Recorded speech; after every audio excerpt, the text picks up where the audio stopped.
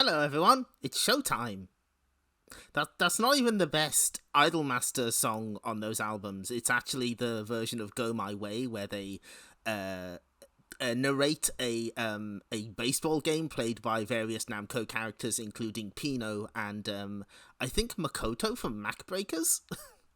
It's pretty great. Anyway, hi. We're back. We're back in the Namco Museum. We're trapped here again, I'm afraid. Okay, I'm getting sound. Okay, that's good. So we've done Namco Museum Volume 1. That's done. It's all done. Oh, thanks for following, Arnold Rimmer. I thought you already were, but no, that's good. Thank you. So yeah, we've done Namco Museum Volume 1. That's done. That's done and dusted. We're moving on to Namco Museum Volume 2, which is don't worry about it. It happens to the best of us. Which has 6 games on it instead of 7. However, we can't exactly start with the English version, because this is the only time that games have been swapped out between regions. yeah, the registered trademark is so funny. That's absolutely perfect. But yeah, we can't play this one yet. We have to play. Oh no, I've spoiled it. There we go. We have to play the Japanese version first. Oh yeah, I'm running out of Toho themes on this very real PSP. I'm trying to find more, but apparently they've all been disappeared. Yeah, man, it's pretty good. So no, we gotta play the Japanese version first, because there's 2 games on here that were swapped out for Super Pac-Man. Now, you might notice this box looks a bit weird. It's a bit wider than this one. What's the deal? Well, it's because this is a special version that comes with an extra controller. Check this shit out. Ooh, look at that. Fancy ass paddle. What's the deal? I believe, if I remember right, this very paddle was repurposed for there was a pack-in version of this for Pucci Karat, I believe. Yeah, it is a good paddle phase, isn't it? But yeah, this is a Namco branded one that came with this game specifically, for reasons we will discover. For now, though, we've got another intro.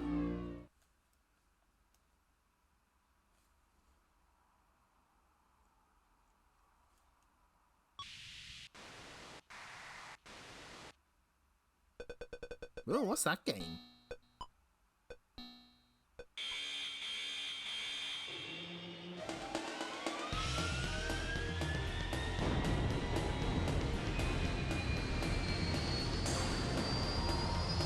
That's Pac-Man flying the Solvalo from Xevious.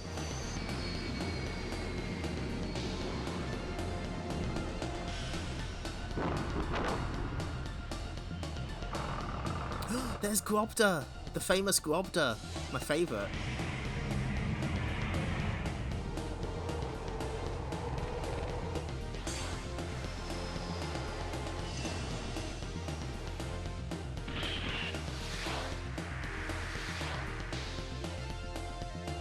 Oh, things look grim for our buddy.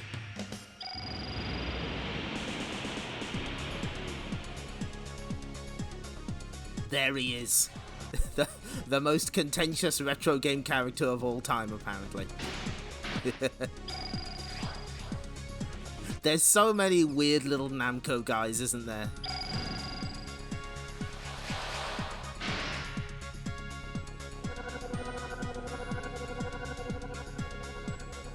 Yeah, he's a skilled little pilot, bless him.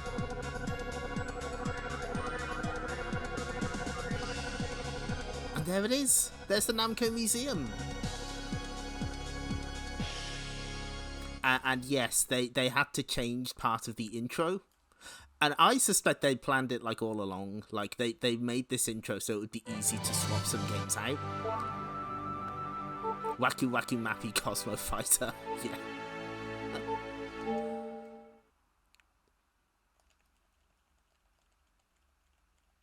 Hi, Dark Witch Claire. We're back in the Namco Museum. There is no escape. Now, the layout is the same as last time, except it's sort of the sun is starting to set in the background. That's a cute touch. Yeah. That means that Gilgamesh is the star of Volume 3, which is very strange. Anyway, this is... if you're not familiar... Hang on. Wait. Oh, shit, where is it? Hang on. I've got this here. There we go. Uketsuki Komachi. And here's a British TV clip of Namco's robot secretary, because Namco used to make robots. That will become important later. So let's have a chat. So there's 6 games here. Do you want to register? Yes.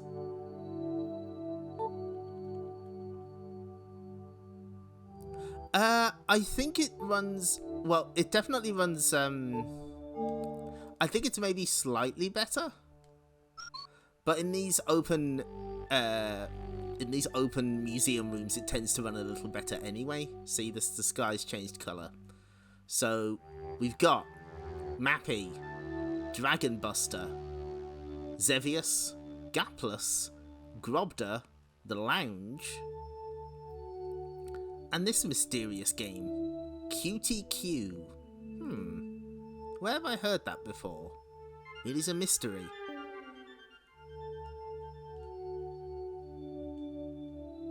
Oh yeah, The Lounge is the best Namco game. Oh, put the chat on. You got it. I can do that. Chat. Oh, that's in completely the wrong place. Oh dear. That's better.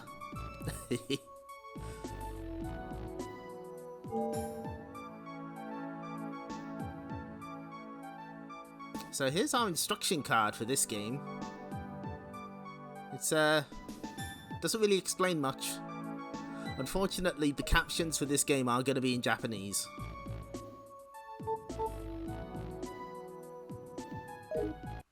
But did you notice the year there? 1979. This is the oldest game outside of Galaxian to be put into these Namco collections.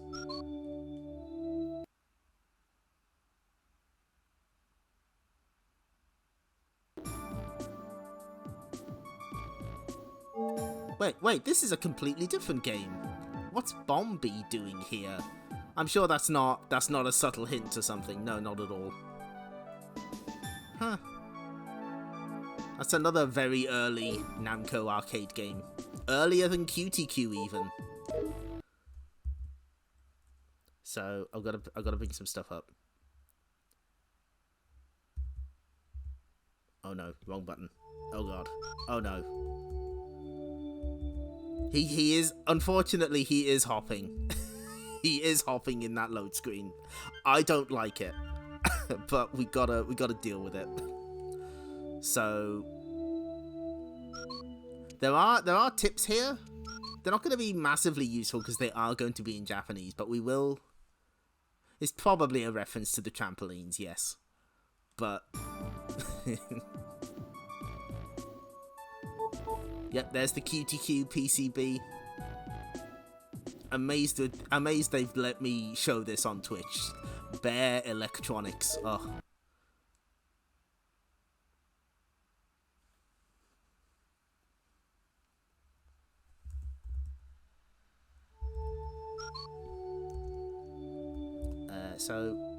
So does it show tips for Bombi? I guess it will. If you'd like to know more about the Namco Museum games, I wrote about them over here. Yeah, this is tips for Bombi, I think. Also, because this is a PS1 game, all of the buttons are switched around, so circle is confirm and cross is cancel. So you know that's something you sort of have to get used to. I did say I'd look at every exhibit, so Mappy's gonna arrest me. Yeah, these are the tips for Cutie Q. Weird ghosts in this game. Lots of faces. Aha! There we go. It actually has the code to play Bombi. Oops, I've spoiled it. They actually put it in the game. That's nice. So we'll get to that. Yeah, it was PS5. Took them that long. Unfortunately, Professor Pac-Man isn't going to be quite so useful, seeing as I can't read any of this, but it's fine.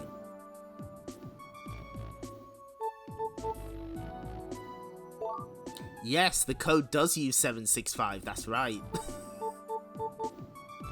Yeah, let me just check. Was Bombi 78 or... No, it was 79 as well. There was a third one, I believe the first, GB, which was published by Gremlin in the US. The Sega Gremlin, not the UK Gremlin.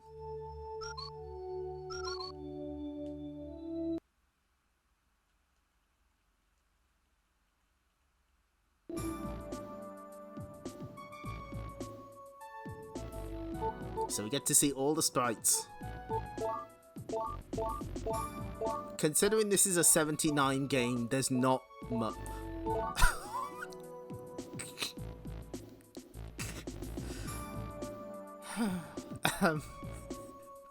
I'm sorry. I've been given the curse of pattern recognition. This looks like something. Fucking damn it. There's a cute ghost there, that's better. Is that... Yeah, it's the guy from DigiKarat. There we go. Walkman. Oh, okay, cool. Thank you. There's a sad face and there's a happy face. Golly Ghost prequel. E-X-T-R-A. Oh, they're spelling it again. And I think that's as far as it goes.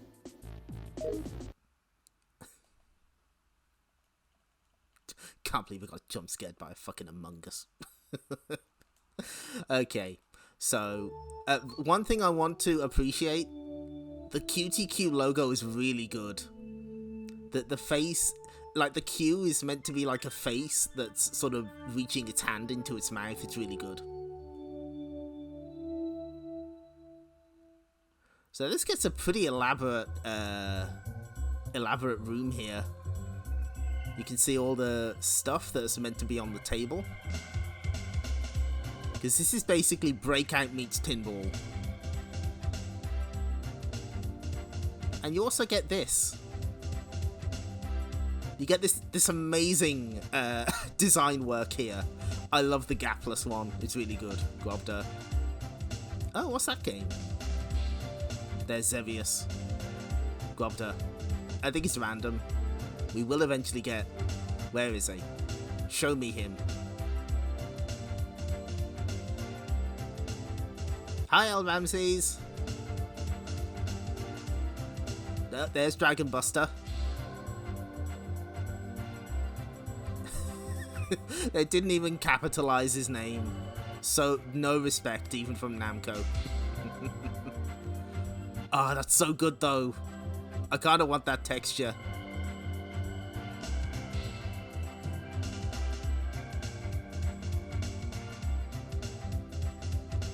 Was he there right as I turned? Sneaky little guy. There he is. Okay. I don't know what the moon's doing here, but that's fine. Now, I'm going to have to do a little jiggery-pokery here. This is kind of a pain in the ass. So.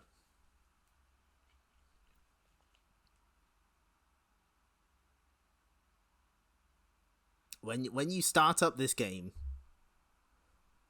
you get this. You get this little screen explaining how to play with the paddle controller. For some reason, you have to plug the paddle controller into slot 2. Okay. Now, on this definitely real PSP, this is kind of an issue. So what we have to do is we have to go into settings. We have to open official settings. We have to do this bit first because you can't control Adrenaline's menus without with player 2's thing. We have to switch to controller 2 now. And then we have to... There we go. Okay. This should work. The moon is here because we're on a... That is true. We are on a spaceship.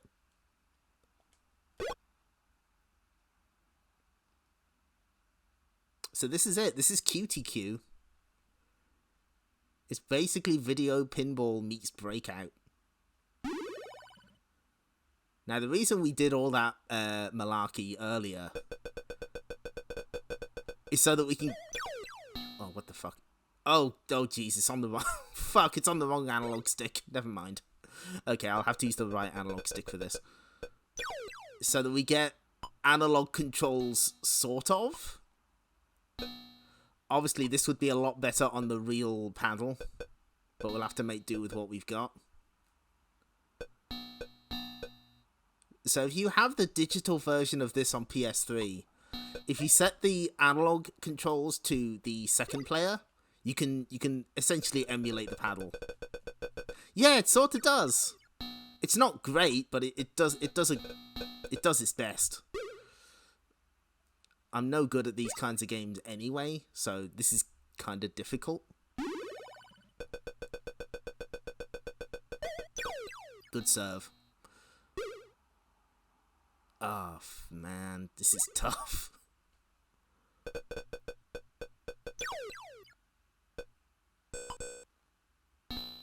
But yeah, for 1979, you know, you gotta remember, this was before Pac-Man, this was before Xevious.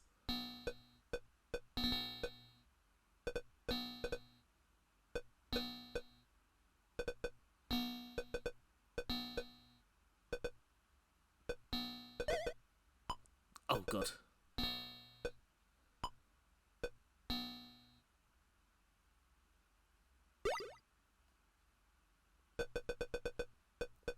Yeah, they do actually have, like, some nice considerations for these Namco Museum games on PS3. Like, they let you pop open the disc cover for Volume 3 because you need to do that to solve one of the stages in the Tower of Duraga. Yeah, this was before Arkanoid. Yeah, this is kind of like Breakout meets video pinball. Which is what a lot of early video pinball basically was. And Namco made like 3 of these. And only 2 of them have ever had proper home ports.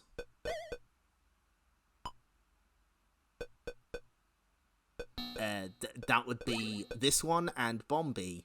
Cutie Q is actually on the Wii Namco Museum, of all things. That's the only other place it's shown up. And that one did get an international release. They didn't cut it.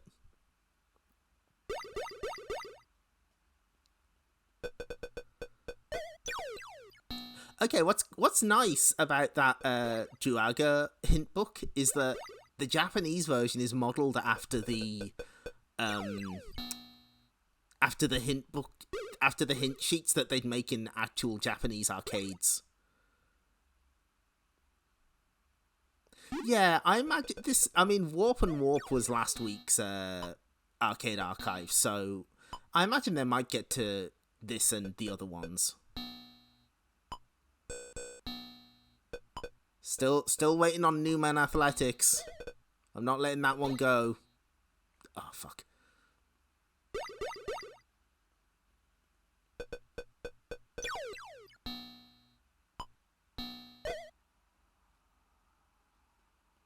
I haven't actually tested how Cutie Q's controls are handled on the Wii version.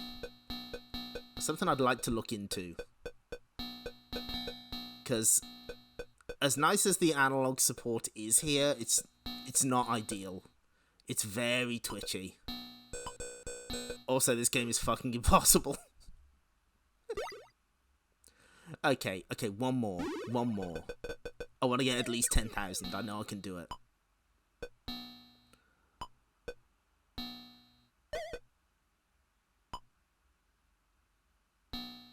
See, it has to be the slowest ball on Earth for me to have any chance of... Oh, fuck.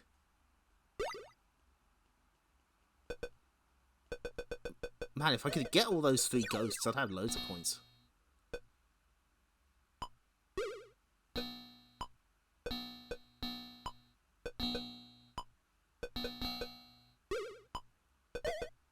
Oh, they're all gone again. Oh, I see. Yeah, they get added when you hit the ball on the paddle at the very bottom. I see.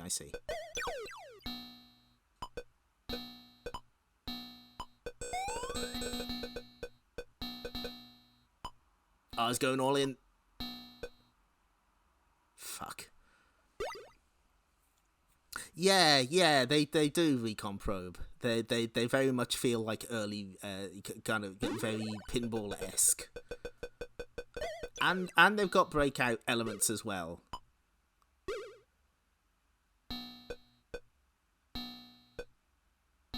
So yeah, I have a soft spot for this, even if the controls here are not ideal.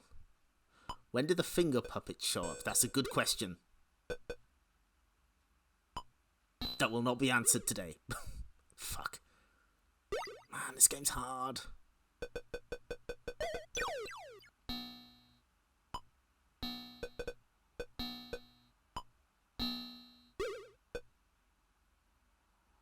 I think the walking man appears once you get rid of all the blocks on either side. We might have seen it earlier and I just missed. Okay, this is the last one, I promise.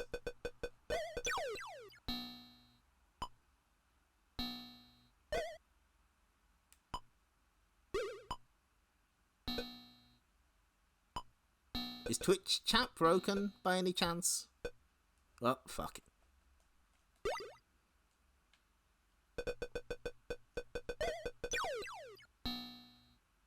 The thing that makes some redeems happen just told me that it's having... Oh no, okay, it's fine. Okay, good. Man, this game... Oh, I really wish I had like a proper paddle for this. Because it's really cool. I'm doing it absolutely no justice. Oh, okay. Cutie Q on Namco Museum might use the pointer. That makes sense. That'd give you pretty decent control.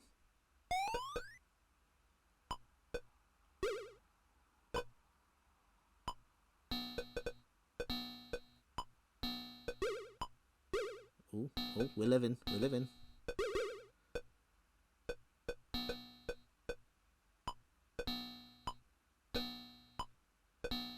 I can. Oh, yes, there we go. There's the big bonus. Fuck. Okay, that's a good start. I'm happy with that. I would like to clear at least one side of those blocks. That would be nice. Get to see what happens. Fuck. Hi, Tremmy. Cutie Q is the game of all time. Big fan over here. Ooh.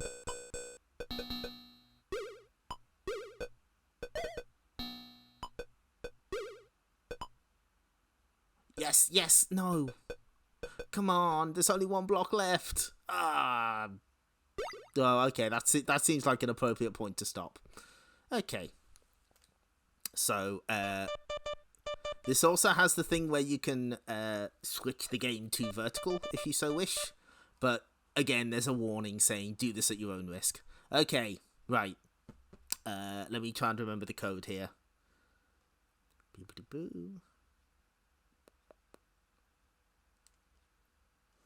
Circle, square, cross. Okay.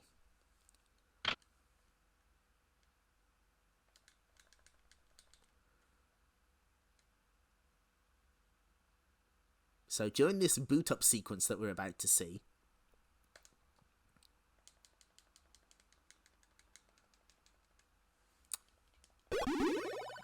well, I fucked it up, so you know that's. We'll have to drain this ball. Don't worry, I'll get. Am I gonna live like way longer without doing anything? Is that what's gonna happen? Did I fuck it up? Circle 7 times. Yeah, okay. How did I start a 2-player game?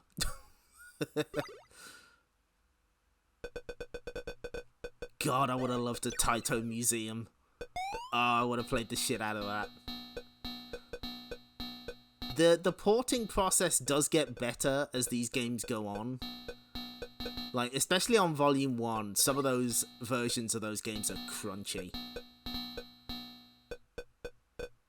Because, you know, they're ports rather than actual emulation.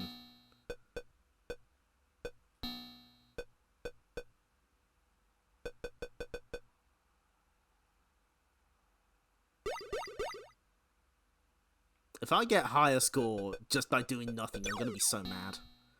Unfortunately, they still haven't added a feature where you can quit the game. You have to be on the game over screen or the attract mode.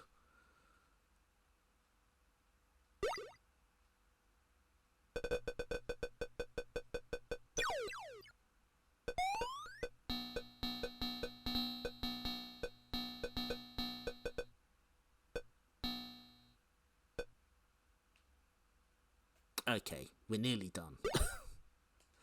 just let me out. Thank you.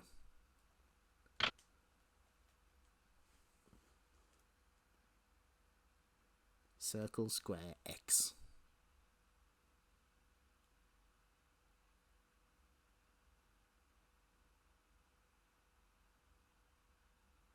Okay, wait for it.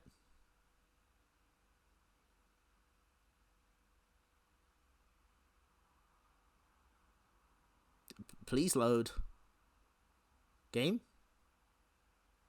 Game? What's...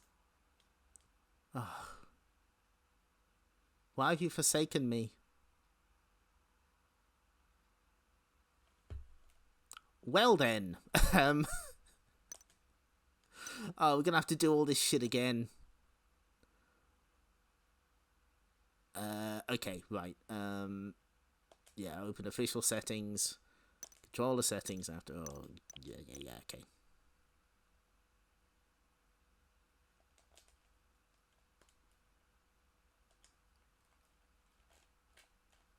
Okay, right. Yeah, we gotta... Can we reset from here?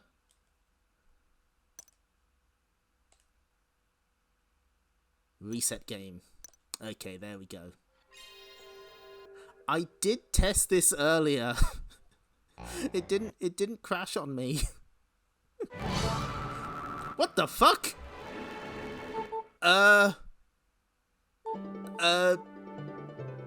This is not how it should run. What the fuck? Oh my god. What did I do? I didn't press anything. I didn't... What?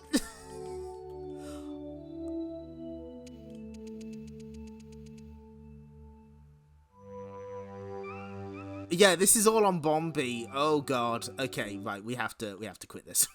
What the fuck? For once, Mousecop is innocent.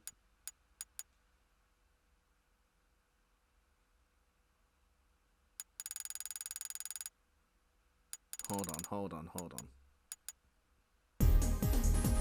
Okay, that's okay. It's not the whole thing. It's just god damn it. Okay. Okay, we should get it this time. It'll work. Oh, that's good. Oh, I've only got like one more of those. I've been trying to find more and they're just gone from the internet. I'm really sad. I want more Toho custom themes for this thing. Yeah, the emulation of a port had a moment. It is true. Yeah, I've got Pop and Pop ready to go on this thing. We'll stream that someday.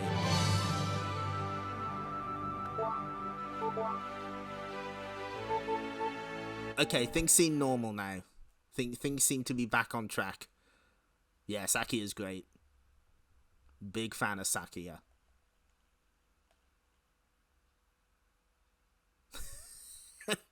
Yeah, we got to stream the Yogi Bear one. Got to do that.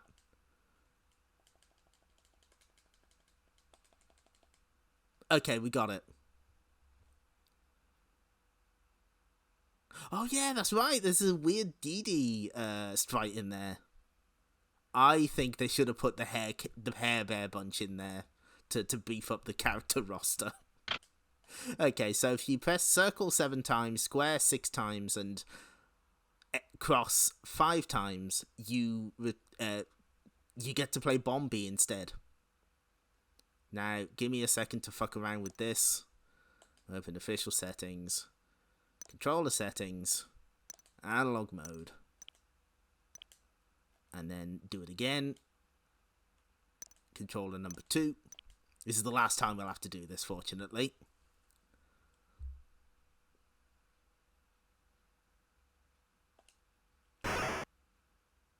And here we are. Here's Bombi.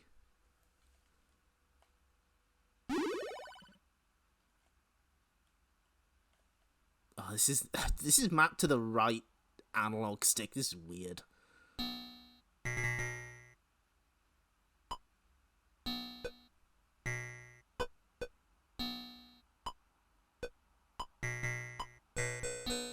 It's pretty much as you would expect. It's a bit more basic than Cutie Q. There's more of these breakout style targets, but it's got a little less charm. There's a little less character here, but they figured that out in time for Cutie Q. I still need to play that Sergeant Rock game that they did. I know it's meant to be Frontline, but Sergeant Rock is much funnier. They were just like, we can't sell this old arcade game just on its own. We have to we have to get a license.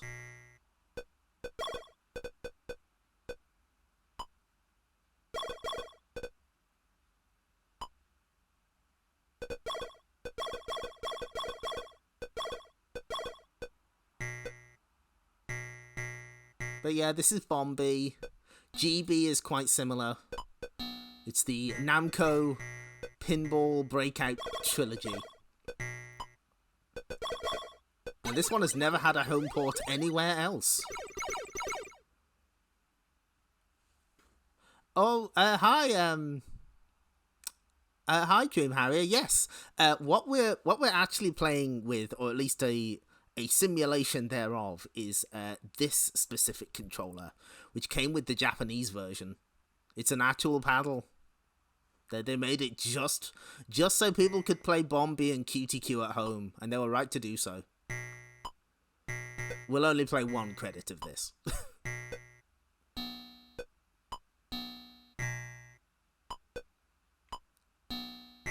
This actually seems slightly easier, I was about to say. Okay, I'm out. I'm done. Oh, now I have to switch all this shit back. Oh, no. That's right, I can't do it that way. I have to switch to controller number 1. Then I have to do this. Not that we're going to stay here for much longer. But I do have a couple of things to mention. We're going to go back to the museum. Yeah, I think Pucci Karat supports it as well.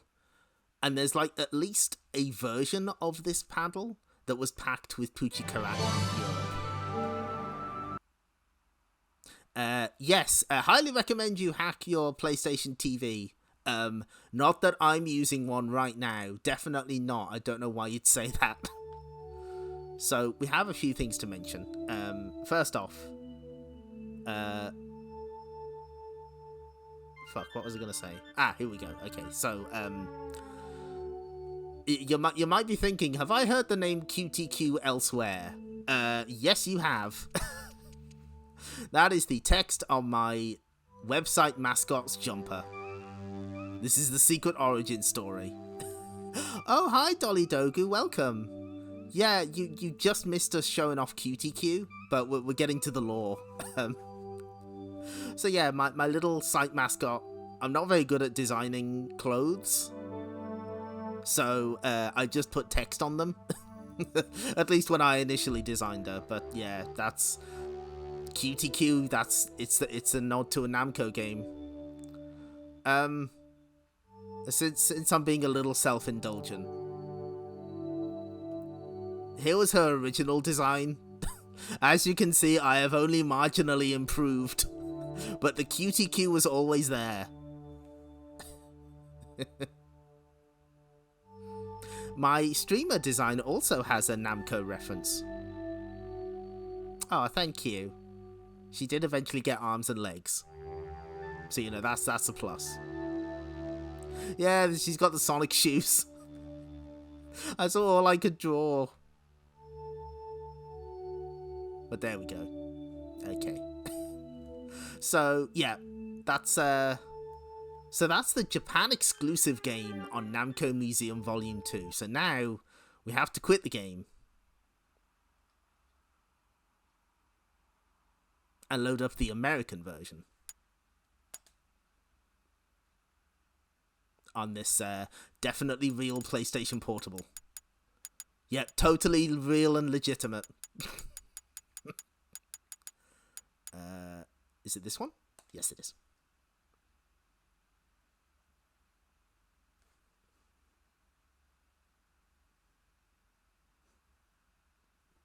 So, Cutie Q and Bombi were not seen as big draws. Yeah. Yeah, no, the American release of Namco Museum Volume 2 was just hell nice instead. So, yeah, I imagine having the unique paddle controller made Namco think, nah, let's replace it with something else. And so, Cutie Q and Bombi got dumped for their precious yellow orb man, Pac-Man. Let's watch the intro again, why not? We've had some other people show up.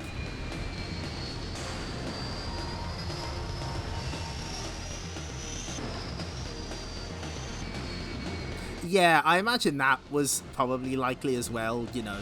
This is the only one released in the West that didn't have a Pac-Man game on it. Personally, I think they should have put Pac and Pal on it instead, but, you know, that's me.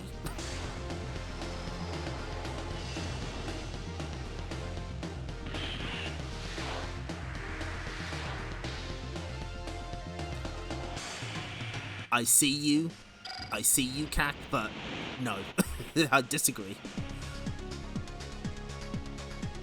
Yeah, if they had done Encore, I imagine either King and Balloon or Wonder Momo would have gotten dumped, alas.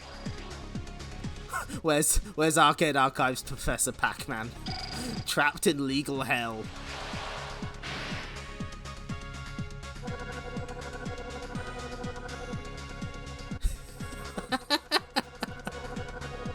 Does Professor Pac-Man have like 5,000 questions about baseball as well, or is that just Quiz and Dragons? No. Fuck, what's their name? General Computing Corp owns. Would they own it? Who the fuck would own Professor Pac-Man? Hang on.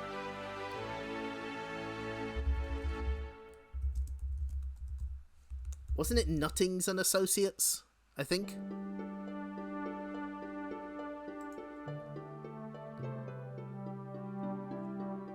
Dave Nutting Associates, yeah. That's who owns that's who developed Pac-Man, Professor Pac-Man originally. So yeah, as you can see, Cutie Q is gone, replaced with Super Pac-Man.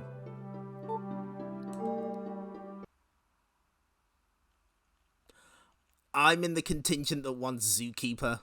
I Arcade Archive Zookeeper so bad. Anyway, let's register.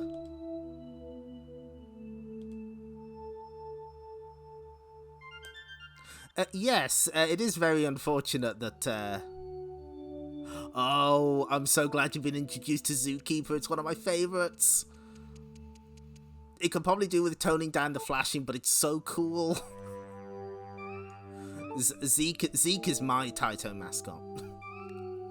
Although, funny you mentioned Warner Brothers and the Atari games, because they were recently delisted from Antstream, so cool. So yeah, here's Super Pac-Man. They just had to replace all the Cutie Q stuff. It's unfortunate.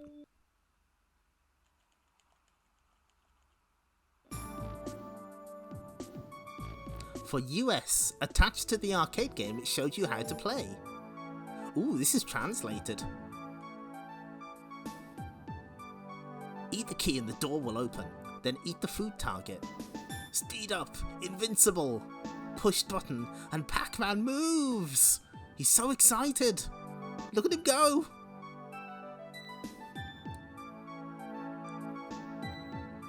Eat a super power booster and a power booster in one continuous gobble. It's Super Pac-Man. Eat all the targets, and then the screen will clear, making way for a new round.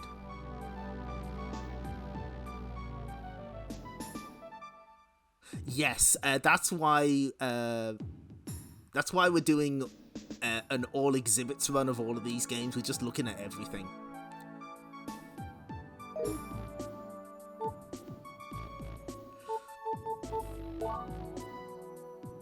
Oh, and here's the Japanese version of that, so...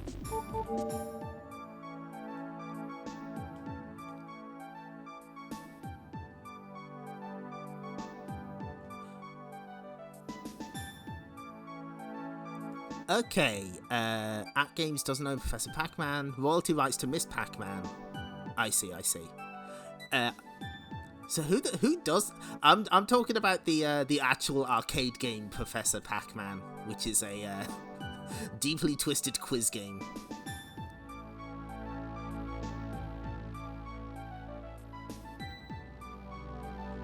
I watched the Rampage movie in cinemas. That's all I'm willing to say on that subject.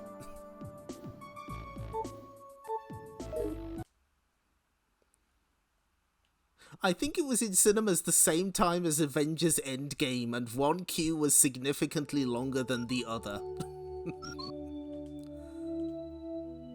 Oh, fuck, I didn't see Battleship. No way, no, absolutely not. So here's the pop card for Pac-Man. Super Pac-Man. And they've got these stickers where he's got this cape. He never wears the cape in game though. Alas. He does in Pac-Man 2, The New Adventures though, which Namco have never re-released because they're cowards. Oh, okay, thank you.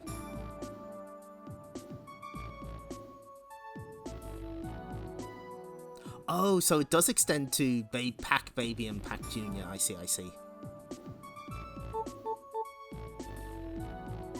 The time is right for a new generation to be exposed to Pac-Man 2. Okay, no, I was getting mixed up. It's Dave Nutting Associates that did...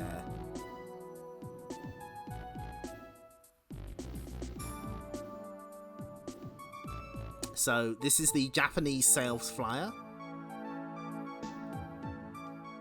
Nice bit of art of Pac-Man being very super there.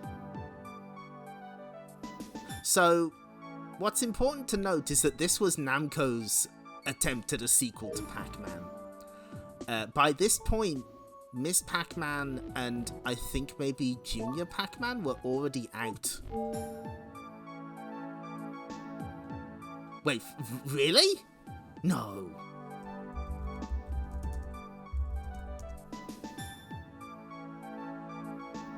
Wait a minute. Fuck me, it was! Holy shit, I forgot that Pac-Man 2 was on the Wii U. Well, oh my god.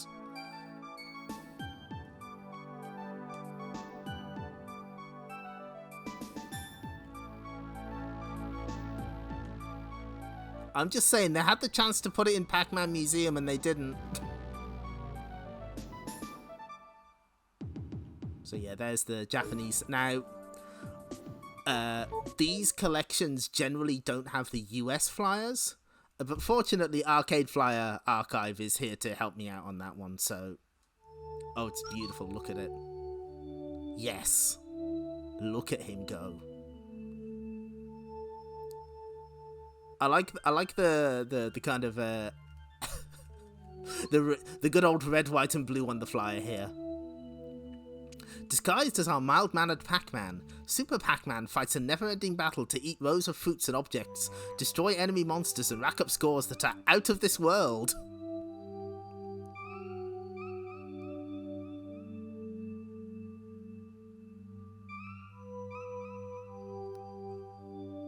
And here's the... Oh, no. And here's the other side.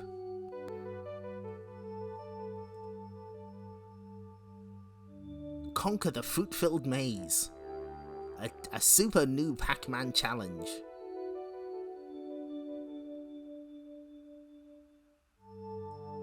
Munch the keys to locked gates.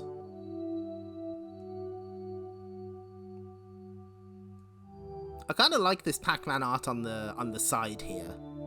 I think that's cute.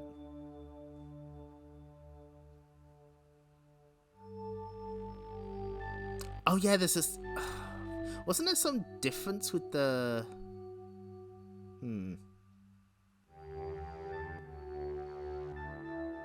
I can't remember if all versions have a turbo button. No, no, yeah, that's right. The Japanese version does not have the... There's a super speed button on the on the US cabs, which makes the game a lot easier. Whoops, I moved something. Okay, there we go. Anyway, we got a few more items to look at.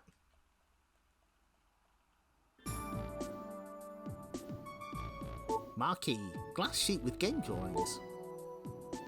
Sadly, you can't zoom in on all of these.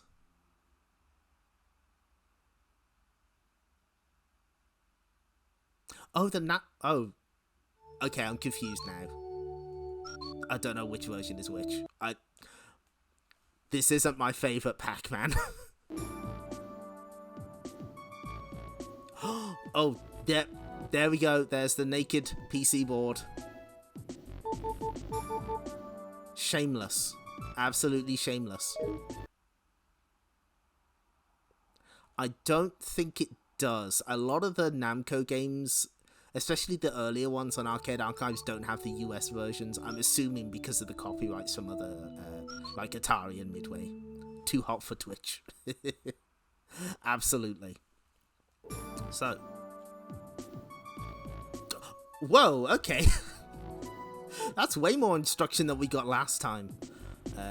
Collect all the keys to open the doors, then eat all the fruits and target items inside the maze. When all fruits and target items are eaten up, the player can proceed to the next round. Chomp down on a power pellet and Pac-Man will have the power to eat ghosts. When a super power pellet is eaten, Pac-Man will grow larger in size and will change into Super Pac-Man. Oh, okay, we do have the super button here. Understood. Super Pac-Man was released in 1982 as the sequel to Pac-Man and Miss Pac-Man.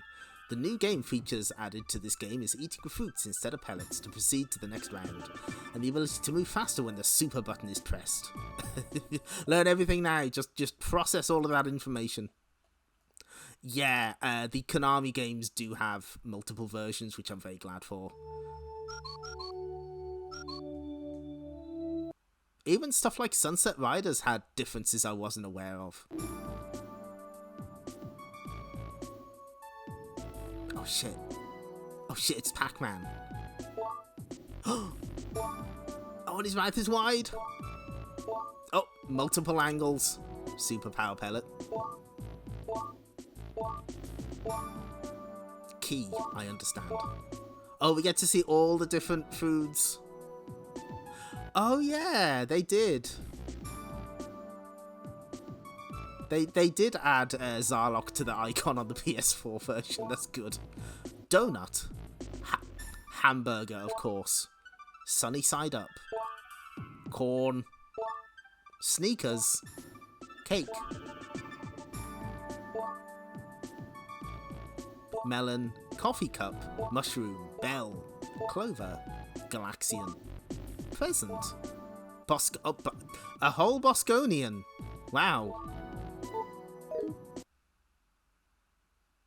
Yeah, that's right. There is a little border on Pac-Man. Okay, we will get to the legal troubles with Miss Pac-Man when we get to Volume 3. I'll do my best to learn all of it. Anyway, for some reason, the game room here is a seedy bar.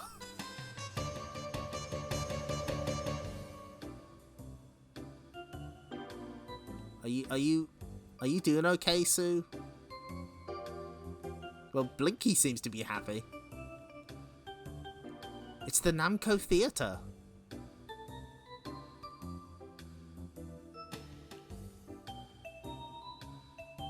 Ah. I like the booze jugs are a nice touch. Yeah, the ghost bartender's pretty great.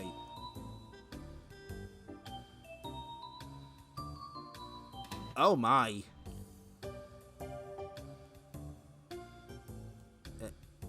Inky, if you want to talk, I'm here.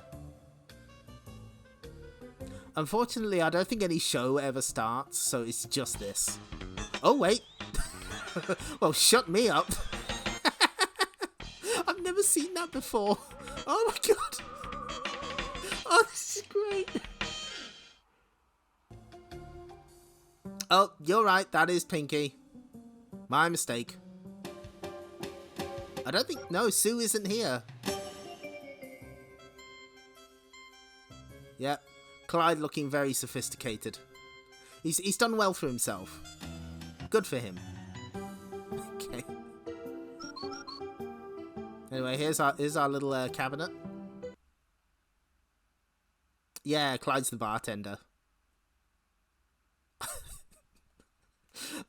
I didn't realise there was a little show. That's good. Okay, so we're only playing one credit of this.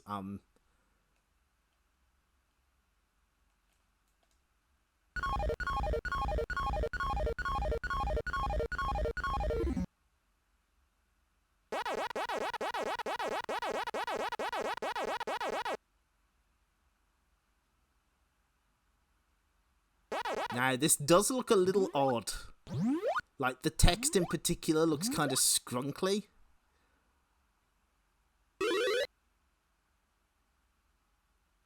And you can kind of correct that. Sort of. Such a tiny logo.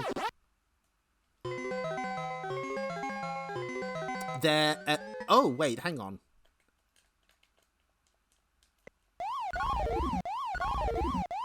So, the idea with this one is you eat the keys to open the barriers in this maze. And then you become Super Pac-Man, and you can just blast through the gates. Also, holy shit, this game is loud.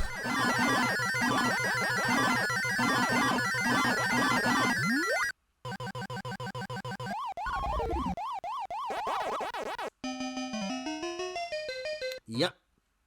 I did try that. There was nothing. Unless it's select. No, it's not select. Oh, there we go. What the? Down and hold on. Okay, so hold the circle button. You can move it up and down. There we go. So yeah, you can get borders. A couple of the games have this option. I think Mappy does. Yep, never get cornered. Chain all the power-ups.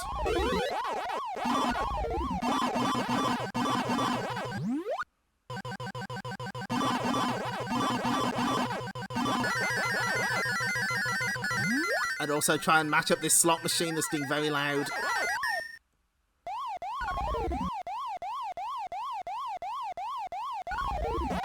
Not ideal to play this on a PS1 D-pad, or PS4 D-pad in this case.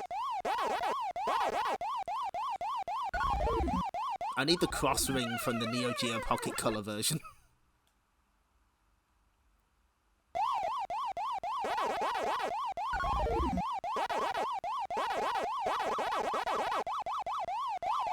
Oh, of course, there's one right here.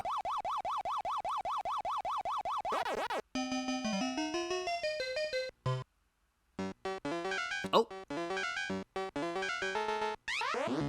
Showtime.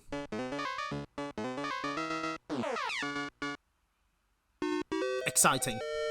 Bonus stage.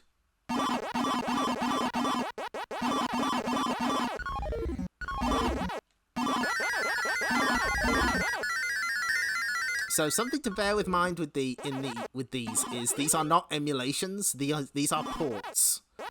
So especially these early volumes, they're going to be a bit weird. Fucking hell! Let me turn.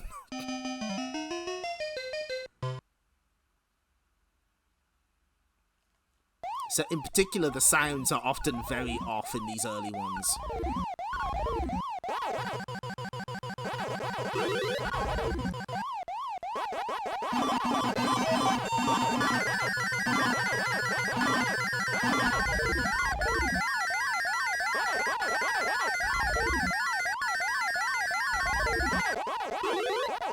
Man, I don't know why I'm struggling so much with these corners. Really having to wrench it. All of the burgers have been eaten. Yes, basically they as is my understanding, they took the original arcade assets and recoded them. In particular, Jeff Vavasor, who's a big guy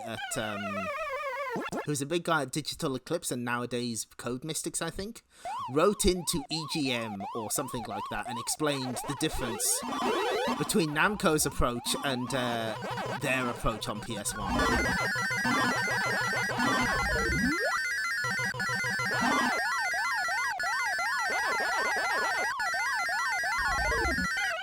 And so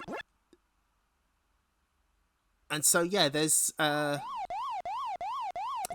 strangeness to some of these ports, and they're not 100% accurate. In particular, I know that Wonder Momo has some strange issues. That's on Encore. Anyway, Pac-Man's dead.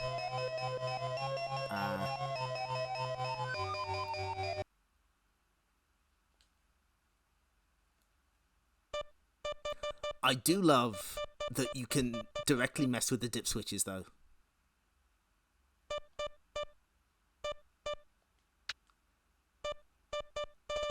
And check this out.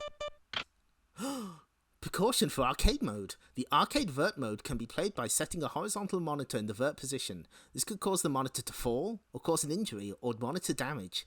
Be careful. Oh, is it slightly loud? Okay. I'll crank it down a little. No, I don't want to do that.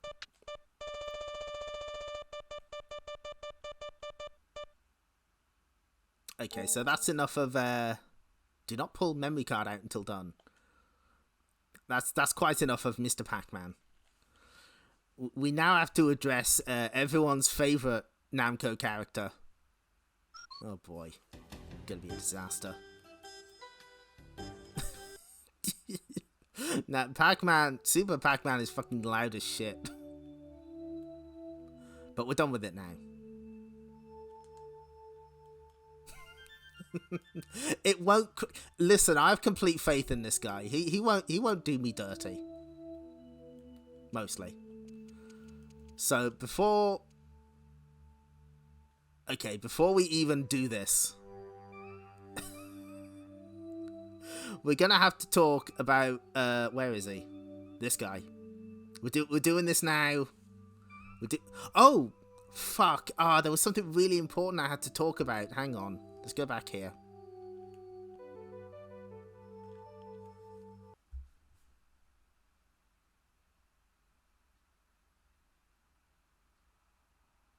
The game did actually crash.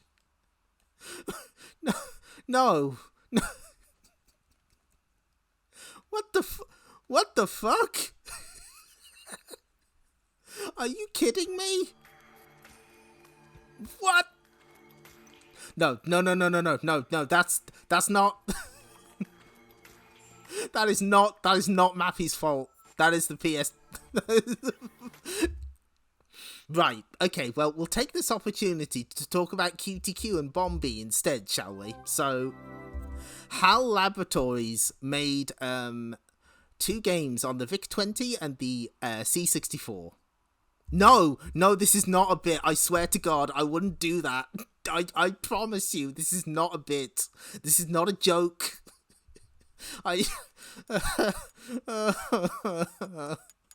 Right, okay, while this is fucking loading. Oh my, this is so embarrassing.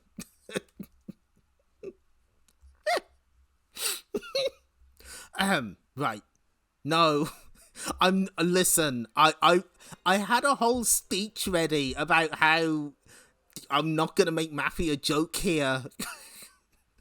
I had it prepared. Let's just mute the sound for now. I promise. Anyway, while no, we're not banning Mappy. So, HAL Laboratories, really famous Nintendo people, right? They helped with they helped with They made C64 and VIC-20 games, right? Satoru Iwata famously worked on them.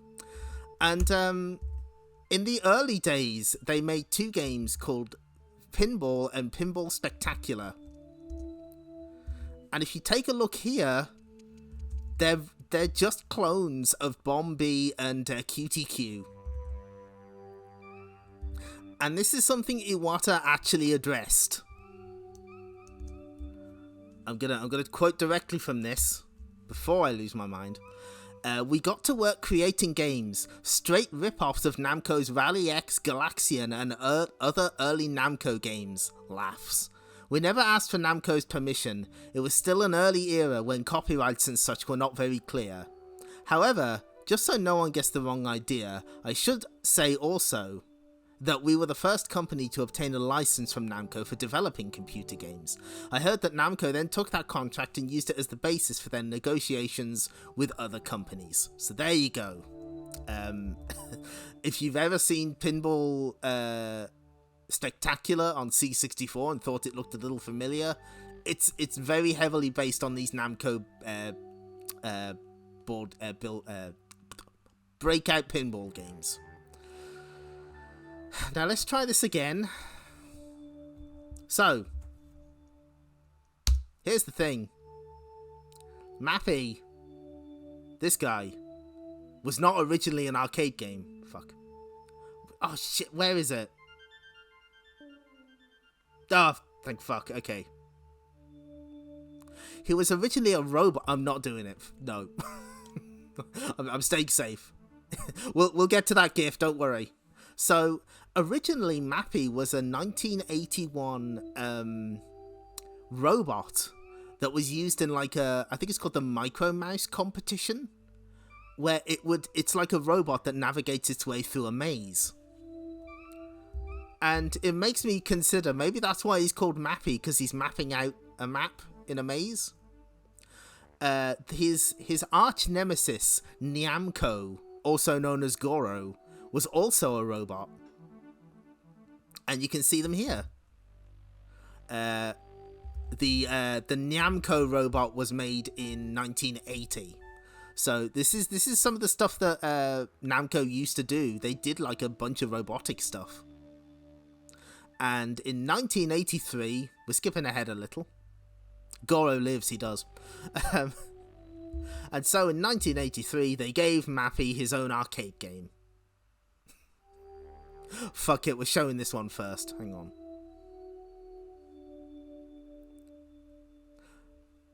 on. Localized by Bally Midway. Advertised alongside Journey. But there's the famous Mappy cabinet that has like a massive oversized marquee. Buy Journey or Mappy from July 1st throughout August 31st, your authorized Bally Midway distributor will send you a check for $200. Journey, the first rock and roll video game, and Mappy, the ultimate cat and mouse game.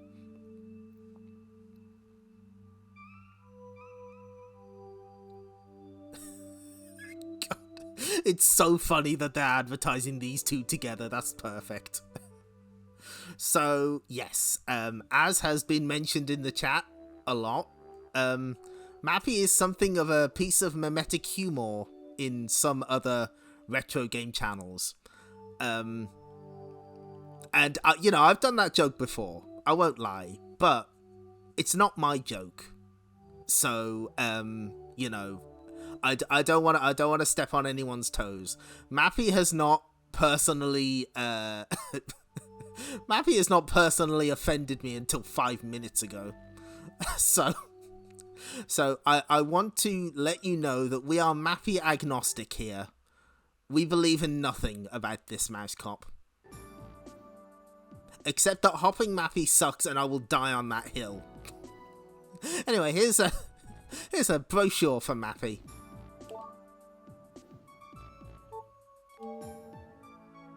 Mappy Land. I find Mappy Land interesting. I would like to look at it in depth another time. Cat chase game.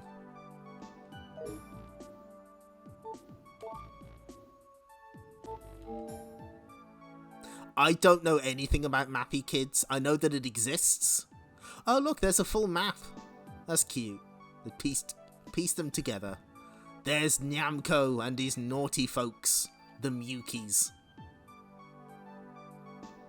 Up, down. So this is a sort of, I guess you could call this a relative of City Connection, in that it's a maze chase game that occurs on a side-scrolling plane. Let's take a look at the. There we go. Here's the US flyer. There's a mouse in the house, and more than one crafty cat hot on his tail. Open the right doors and let Mappy flee the felines before the fur flies. There he is.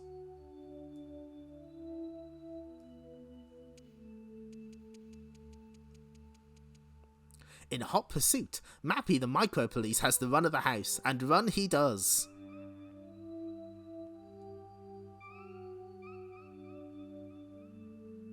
The objects of the game.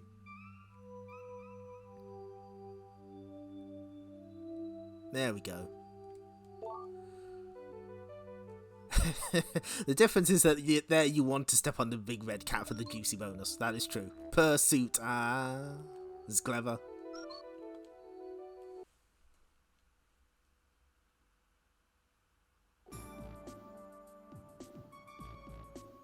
So here's the pop card saying this is a new game. Namco postcards. Oh, it's the robot. It's the robot version of Mappy. That's cool. Station. You could have had letter paper, envelopes, and stickers of Mappy.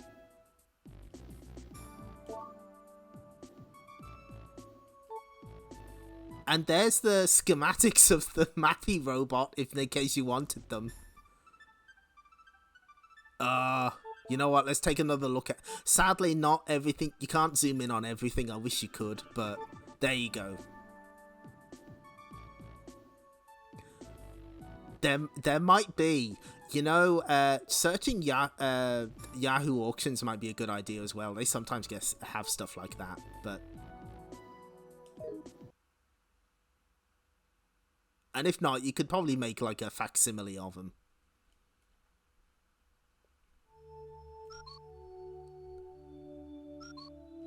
So here's the how to play instructions.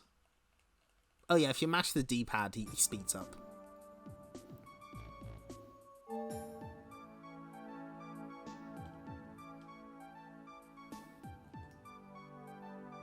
Ah, this is really cute. Oh, look at him. They're so small. Oh, that's really cute. Oh, that's excellent.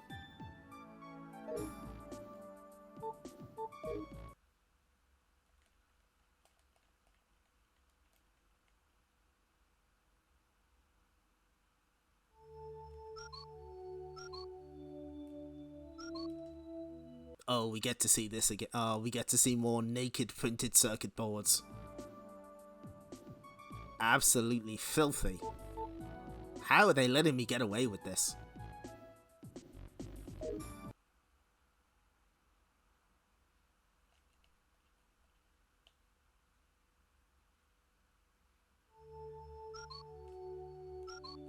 So, where is there more? Oh no, okay, there's we have to read this before we read the book, because the book has tips. Take back the items stolen by Namco and Mukis while avoiding their attack. When you collect all items, you can go to the next round. Mappy was released in 1983. The gameplay was simple and it had interesting features, like attacking the cats with the doors and bells. It also had bonus stages. Oh, what? Why is there an extra one? Chase while being chased in this funny cats and mouse pursuit game. Mappy, the heroic police mouse, was chasing the Namco and Mukis, and he followed them to their hideout. There were many expensive items stolen by the cats. What a strange house with no stairs and only trampolines. Don't let the cats catch Mappy or they will eat him for lunch? Excuse me. Okay. Woof. Poor guy. And let's take a look at the sprite viewer.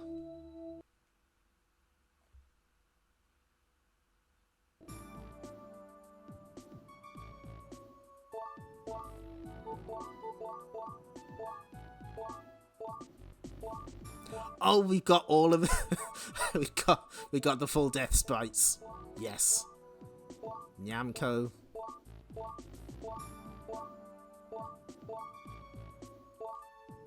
Mukis, my favourite. Cat coin. And here's all the items. Picture, safe, bell.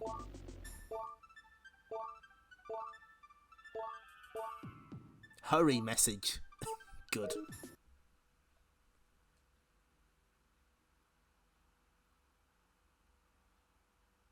Yeah, the cats are just big chilling. They're having a grand old time. So if we go here, we'll get tips on how to play Mappy, how to be good at the video game.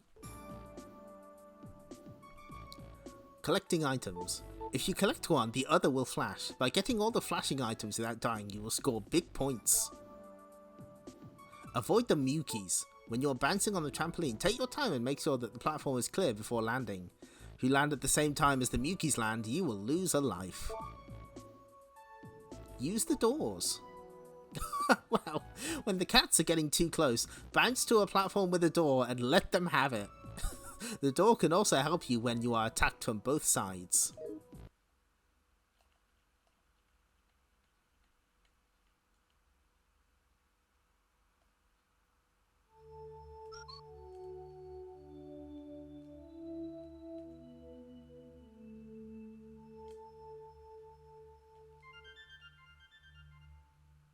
Okay, good. It actually loaded. I was starting to get worried for a second there. Oh, we got these little photos of the intro. There's the Solvalo. There's the museum itself. There he is. Oh god, this door. Oh, I don't like it. Oh, you can see the bell up there as well. And we got these kind of cardboard cutouts of the chase happening. Sadly, you can't go up the stairs. I wish you could.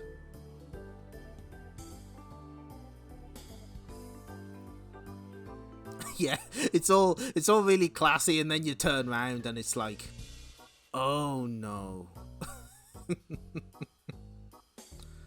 Well, let's sit down and let's play a Mappy.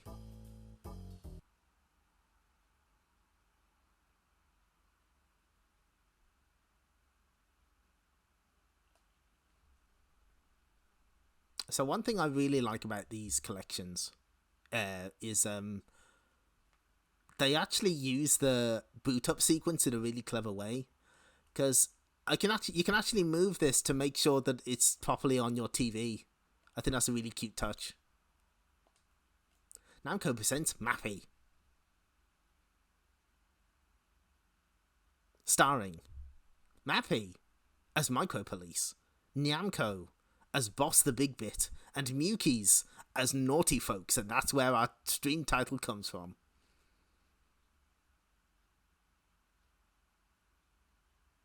Jump on trampoline, 10 points. When hit by door, 50 points. We all have aspirations to be the Big Bit. Mystery score.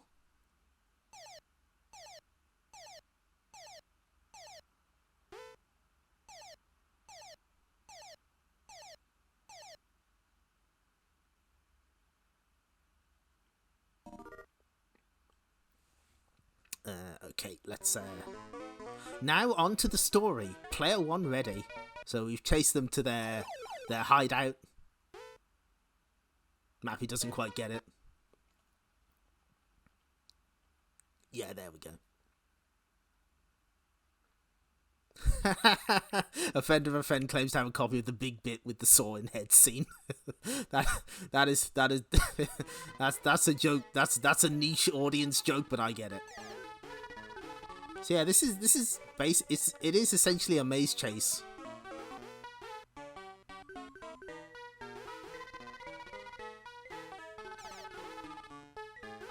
But you can use doors to knock the cats out if you need to.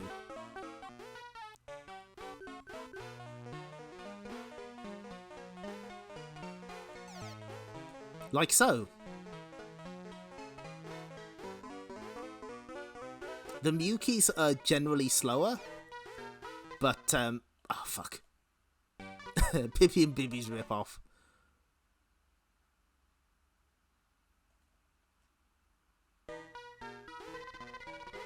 And yes, it has already been referenced.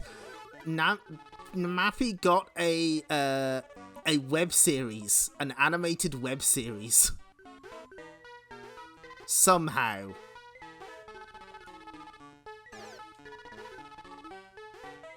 If you're better at using the doors than I am, you can get quite clever with it. Like shutting the door on them like that. He was buddies with Digdor. Yes. Yes, Shift. I actually quite liked the Mappy cartoon. I thought it was quite funny. And they went pretty deep with some of the things they used. Like, there's an episode based on Ninja Assault. A game no one ever thinks about.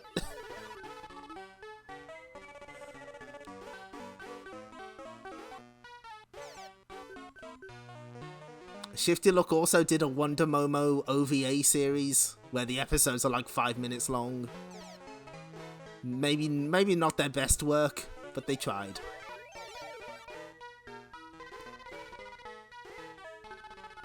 Although if you do nothing else, there's like a press release available on Crunchyroll where like they have like a proper press thing about the Wonder Momo anime. Highly recommend watching it. It's very interesting. And it also has the main director behind the thing saying the phrase, what is it? Sexy cool action anime about 5 times.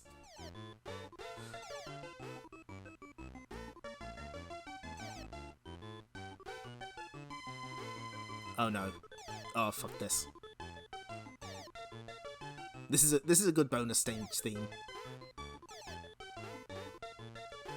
I don't think I'm gonna get it.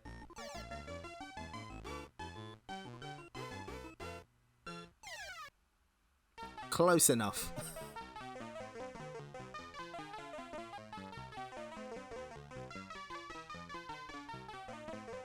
Yeah, the Mappy episodes is definitely out there somewhere, and there is a Tumblr that has like the full archive of pretty much everything Shifty Look did. And I'm pretty sure there's like a recreation of the dating sim that they did.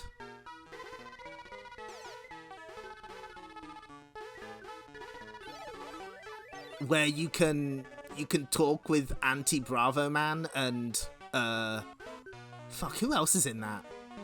The ship from Gallagher you can date if you want. Oh fuck. Miyuki is dateable, that is true. And also the player 2 from Sky Kid. Fuck, who else? Richard Miller from Time Crisis. Valkyrie. The princess from Dragon Spirit? And also 3 Homestuck characters for some reason. Oh hey, we didn't do too bad. Enter your initials.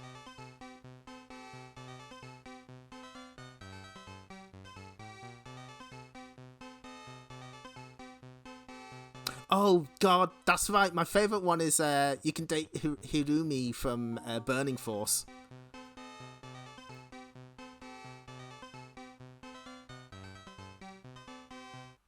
Where she she has a slam poetry night about her bike, and she's best friends with the lady from Baraduke, who is not Dig Dug's ex-wife in this continuity.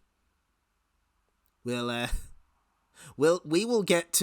have to get to Dig Dug, the most divorced arcade game hero. We'll have to get to that another time.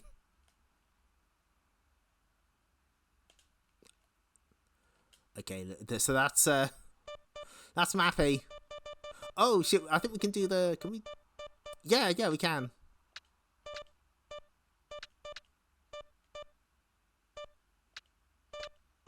Oh, we can play it wide. Oh fuck. He's no.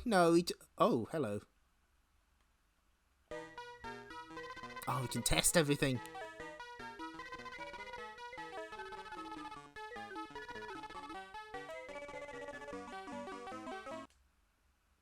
I put the test switch on by mistake. So let's try wide horizontal. I'm not sure what this does.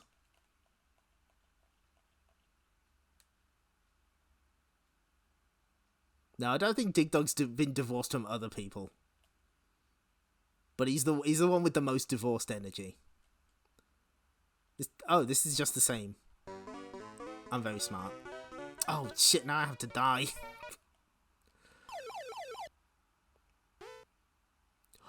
Oh, the Outfoxies in a Spy vs. Spy style strip would have been amazing. Oh, that's good.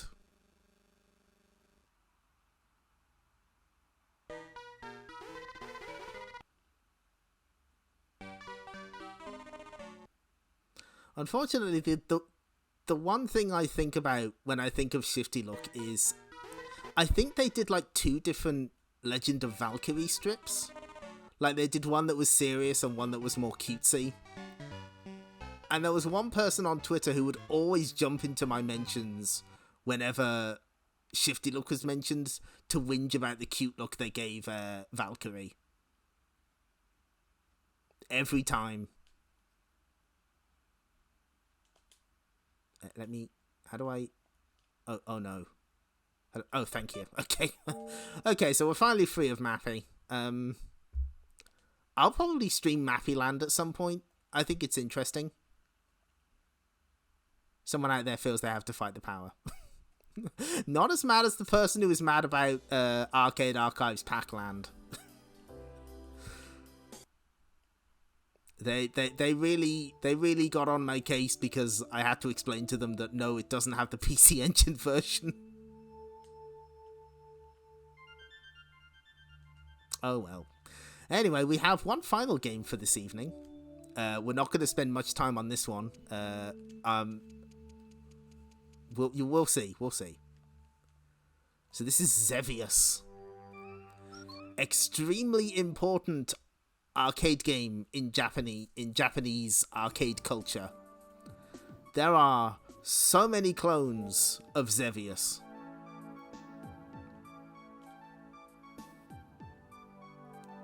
So many games are just like this game.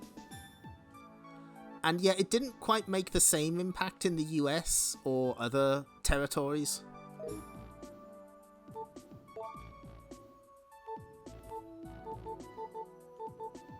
Oh, we can't get the button anymore. Oh.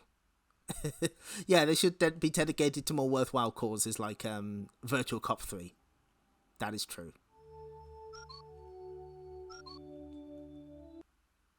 Now, we did do things slightly out of order because I wanted to get Mappy sort of out the way. Oh, Stonehenge, a huge stone structure in England. 4,000 years ago, ancient people were able to forecast the exact date of a solar eclipse or a lunar eclipse by using these stones. Nazca lines, a huge figure that looks like a bird drawn on the ground in Peru. Yeah, curse is broken. It's fine. The Moai.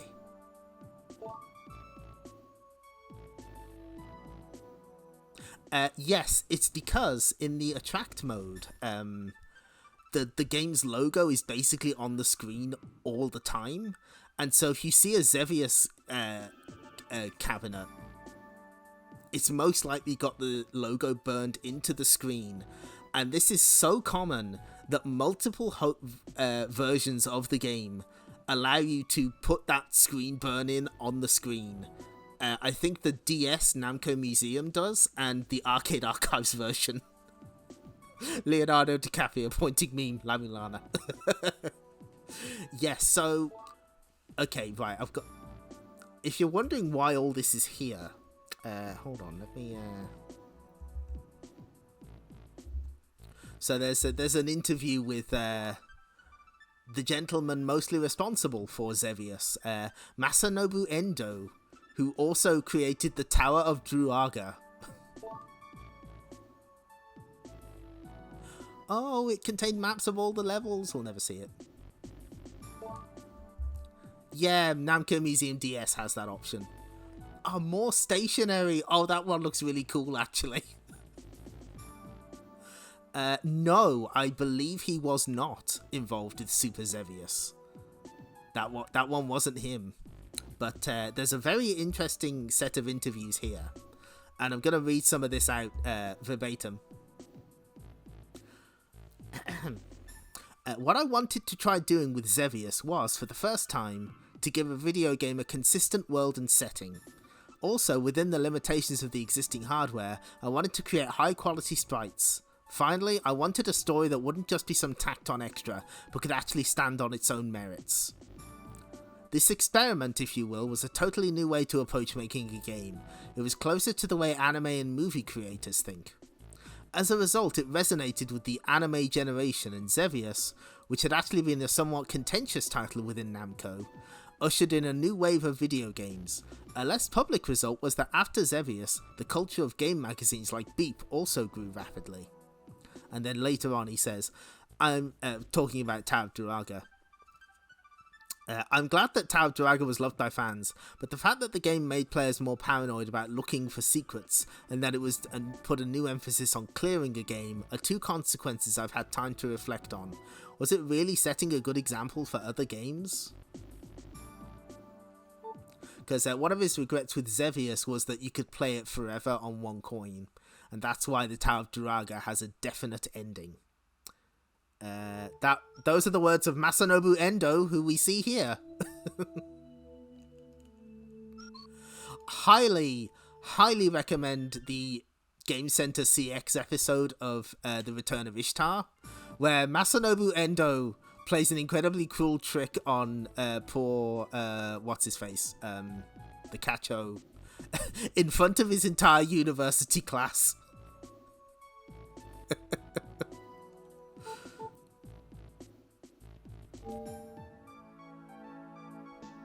Irino, thank you. Yeah. he tells him to go to the dead end stage where a horrible joke is waiting for him.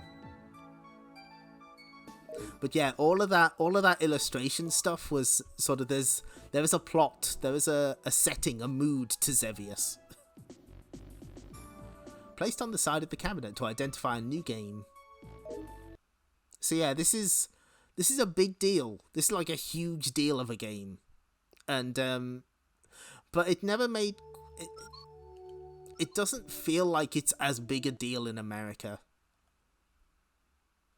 Although it did get distribution by Atari. We'll see that in a second. This is the last naked printed circuit board we'll see tonight. It's a shame you can't zoom in on those. Alas, we'll just have to live without.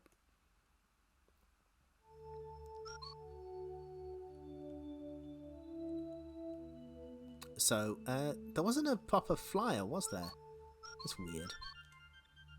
I guess the,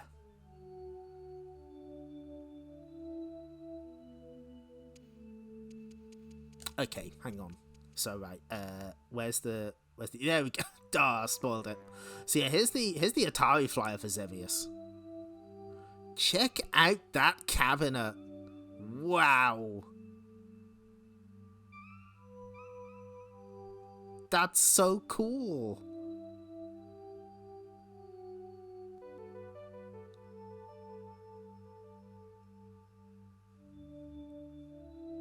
Xevious, the challenge of a lifetime. And look, there's a whole plot here. Yeah, that cabinet owns. That's so good. Many eons ago, an advanced, technologically oriented civilization was forced to evacuate the Earth prior to the Ice Age. Now, these Xevious people are returning to reclaim their heritage through conquest. This is the scenario which the player will find himself in Xevious, the latest coin video game sensation from Atari. As the controls of his Solvalo super spacecraft, the player must defend his planet from the invasion and possible takeover of the Xevious aggressors. Yeah, the Atari cabinet is so sick. It's so good. The Xevious people mount a fierce attack in the air and have already secured certain locations on Earth, so the player is bombarded from both air and land. Flying a search and rescue mission, the player cruises over the scrolling landscape, bombing the Xevious ground and entrenchments by centering his bomb sight over each and zapping the air targets that come into range. The player faces 32 different enemy targets on both the land and in the air. A flotilla of flying mirrors forms an impregnable opponent that repels the player's shots. These resistor shields cannot be destroyed by the player's firepower, but a collision with one of them will prove fatal.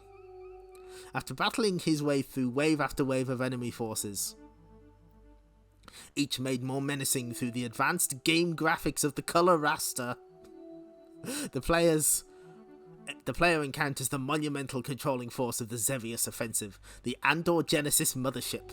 A direct hit to her central reactor will disable her, but the player should not be lured into a false sense of security. Xevious forces will soon appear and renew their attacks with increased determination. Unique gameplay features. The Xevious challenge is always new. The computer program self-adjusts the difficulty level of gameplay to the ability of the player of the console, moment by moment. No other game allows for such diverse gameplay, as no wave is ever the same. With this self-percentaging feature, Xevious provides a unique competition between player and a smart computer that actually responds to player inputs. Advanced game graphics of the color raster. Note that down.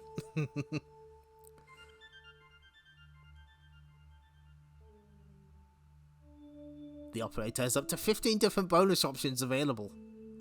16 different coinage modes.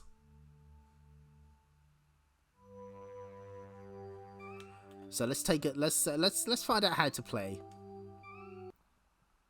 I don't know how it's supposed to be pronounced. I figured Xevious. I don't know how Solvalo is meant to be pronounced either. So that's going to be a problem if they ever release Solvalo on Arcade Archives. Oh, thank you. I don't mind how you pronounce it. Pac-Man probably doesn't care either. Shoot both the Zapper missile to destroy the flying enemies and the blaster bomb to kill the enemies on the ground. Xevious was a shooter released in 1983. It had beautiful graphics and a variety of gameplay that allowed you to destroy the enemies both flying and on the ground. It also had many secrets. Yeah. Oh god. American arcade flyers are a gem because of the constant. It's always about the earnings, the coin box.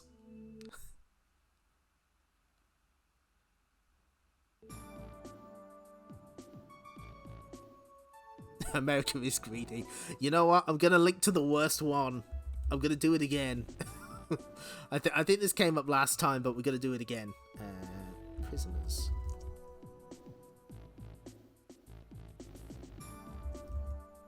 There it is. There it is. There's the worst one.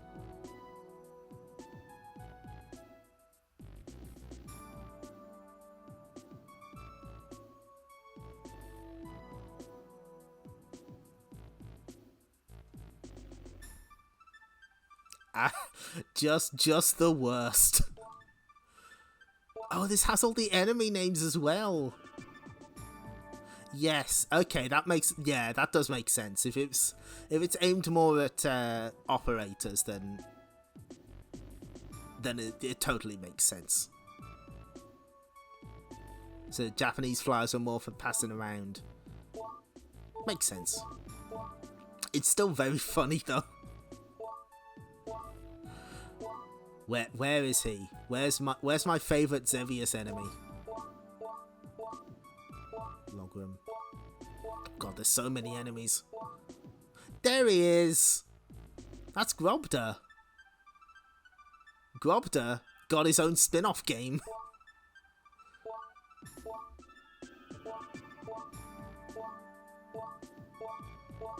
I believe these soul towers are like part of the big secrets.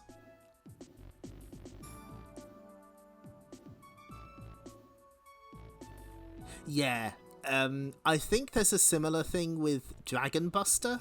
Like, the copyright date says 84, but I've seen most sources say it came out in 85. Yeah, the Soul Towers are like secrets that you have to uncover. There's the special flag! Oh, there's a Galaxian. Oh, I don't think the Galaxian's used in this version. Hang on.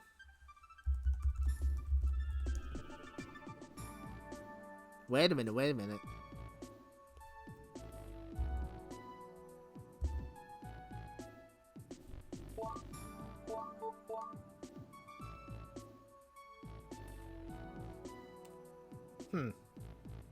Oh well.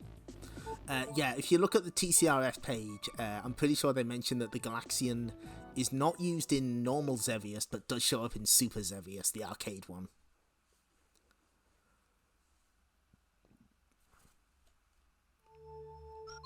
Anyway, let's see what tips it's got for us.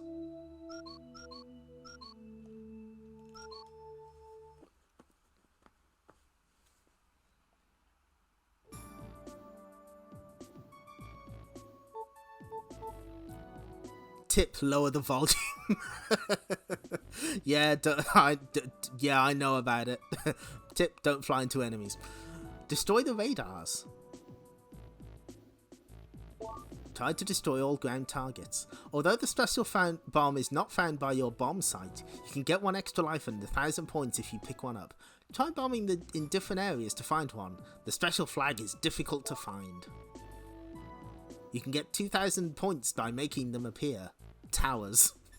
And an extra 2,000 points by destroying them.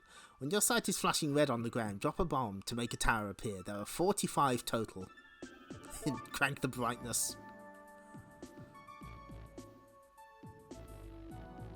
Oh, this trick only works with the second player in a 2-player game.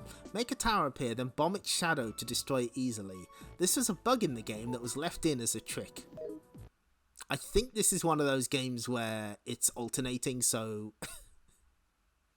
you kind of have to start a 2-player game and then just play on the 2-player side, I guess. Man, differences between player 1 and player 2 ships were here even as early as Xevious. Yeah.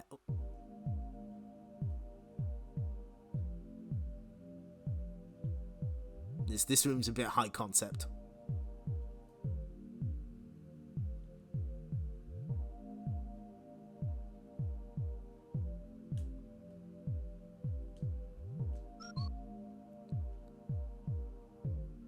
Yeah, I guess so. You would have thought it'd be inside the Solvallo, but they, I guess they already did that for Gallagher in the last one. Yeah, oh, the little Pac-Man is so great. He's got even more animations in the follow-up ones. He has like a strafing animation. And he's always so excited. He's just thrilled to be here. Eventually, if you wait long enough, he falls asleep. He's great. This is why I like showing these games off.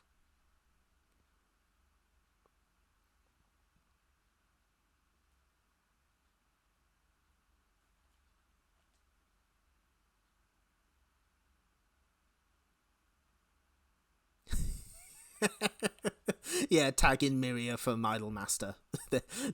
They both have the attribute of being happy to be in a room.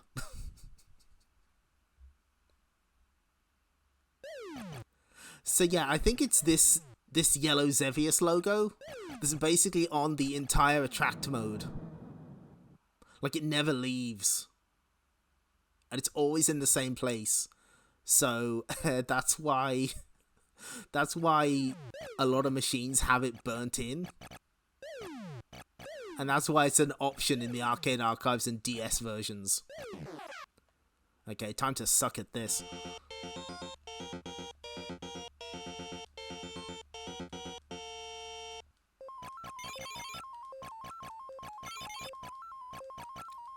So as you can see, for late 82, early 83, this is looking pretty sharp. You got nice shading on these sprites. You got cool designs.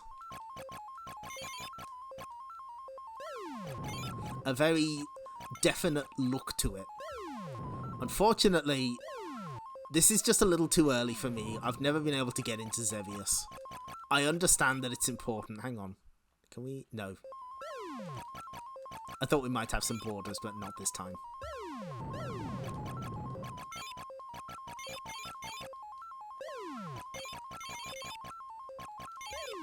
Oh, there's Grobda! And now Grobda's dead.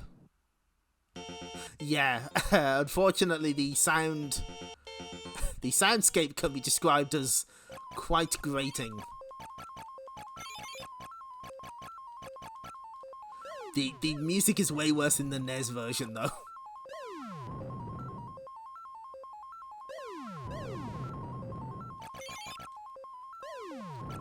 I can only imagine this drove arcade operators absolutely nuts.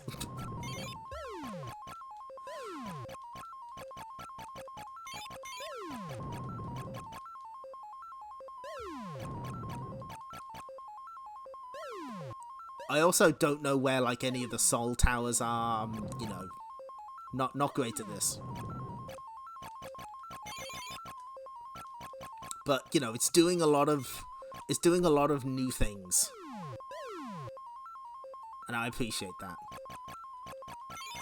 You might be thinking of the Bosconian port for X68000, which had a soundtrack by one Yuzo Koshiro.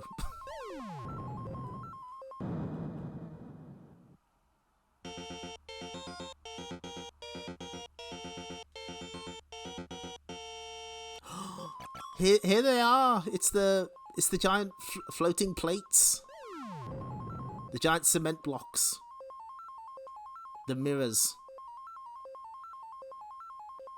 But yeah, there's like a lot of neat detail in the background. You know, you can see where the coast ends, and again, for its time, it's very lovely. Sick. Yeah, really nice spinning animation too. Yeah, there was a PC Engine one, wasn't there? It is the 80s and it's time for monochrome clacks. Oh, we gotta stream clacks at some point.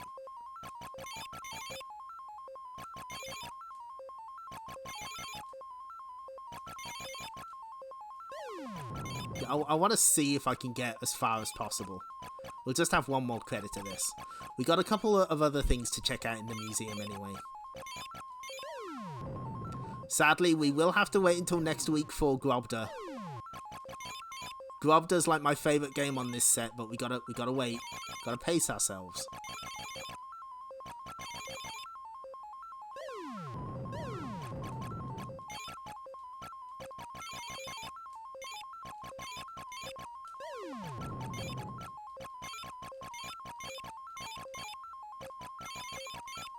Incidentally, if you've been here for the pre-shows of these Namco museums, I've been using songs from the Idolmaster Famison albums, which are basically like remixes of Namco songs by the Idolmaster idols. Except the Xevious one isn't a remix of Xevious itself; it's an actual IMAS song, and that really amuses me because they were like, we can't turn this into a song all by itself. We're gonna have to be creative. Sadly, there is no vocal song for the Tower of Duraga, but there is one for Metro Cross.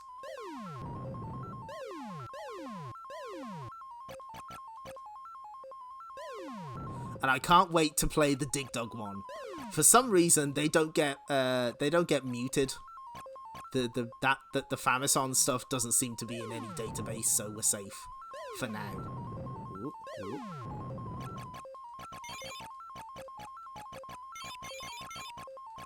We have covered Mappy. That's a Retro Pals joke. We are Mappy agnostic in this stream. We don't mind. He did crash the game earlier, but I'm sure it wasn't his fault. Again, that wasn't a bit. I would have made it much funnier if it was a bit. Bombi crashed it as well, yes. Yes, Iori Minase sang the song about Mappy. Well, it's not really about Mappy. In the style of Mappy. See, you can't destroy him.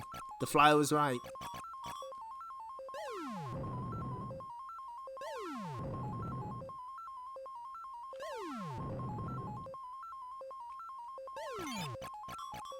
If you think this soundtrack sucks, I'm the one with headphones in.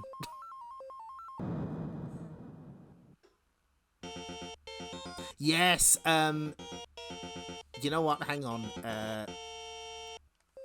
Let me pause. Thank you. Hang on. Wait. Because I had that up. Where is? There we go. Yeah, this is the song title you'll be looking for. Actually, you know what? Fuck it. Let's do a little self-advertising.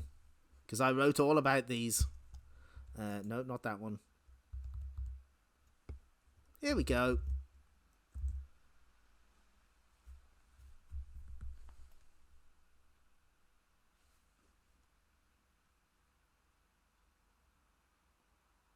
There you are. You are welcome.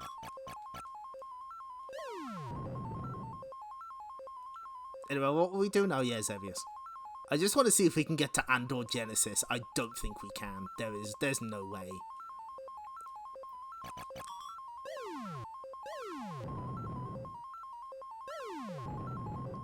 But, you know, some people are really into this, and I see it. I kind of get it, but it's not for me, and that's fine. And I'm definitely not mad that they used when they released the classic NES series on Game Boy Advance. One of they only brought so many of them over to the West, and one of them was Xevious. Xevious, Pac-Man, and Bomberman were the only third-party ones in the first wave.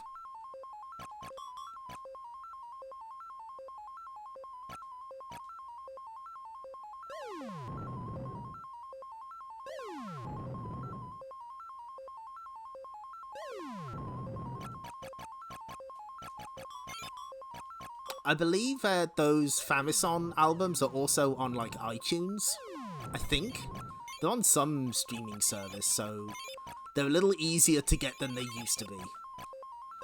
Oh shit, we made it to the Nazca lines. There we go. See? It all ties together.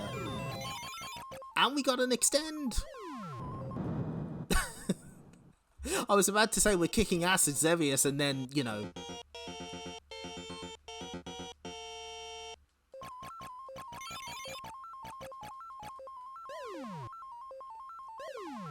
Anyway, we probably won't last much longer. Good, good. Oh, we made it to the high score table.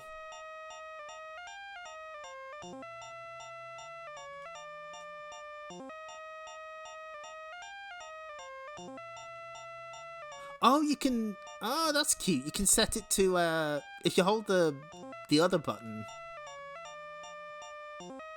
Yeah, may as well go with the classic. If you hold the bomb button, you can have it in,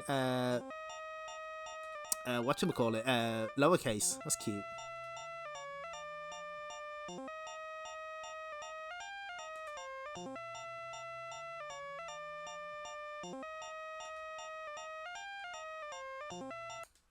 So they give you 10 letters, it looks like. Okay, that's enough Xevious.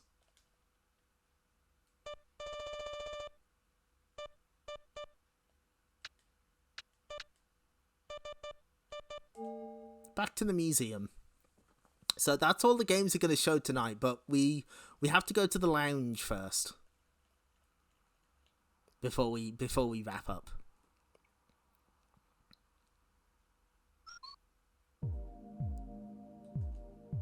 Oh, this this room is tanking the frame rate. It doesn't like it at all.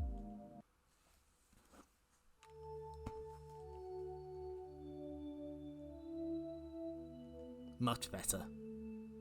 I like the Metro Cross guy on the exit sign. I'm always going to point that out. It's good. So let's go to the lounge. See what we got.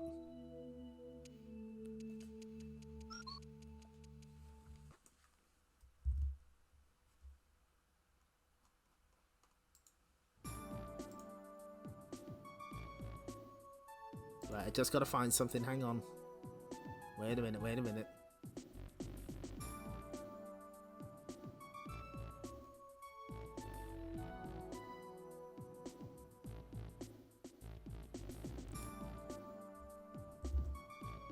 Do these links still work?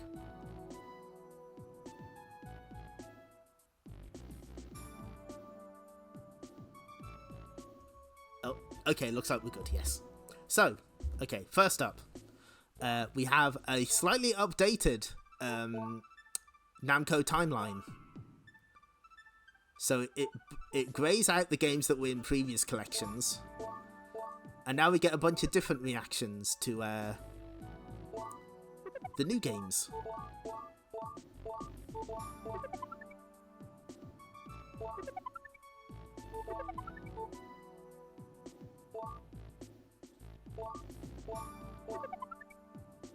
These are the games you haven't seen yet. Gapless, Grobda, Dragon Buster.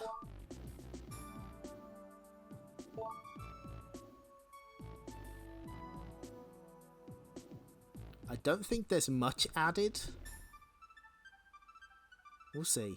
Hang on. Cosmo Gang, the video. And Cosmo Gang, the puzzle.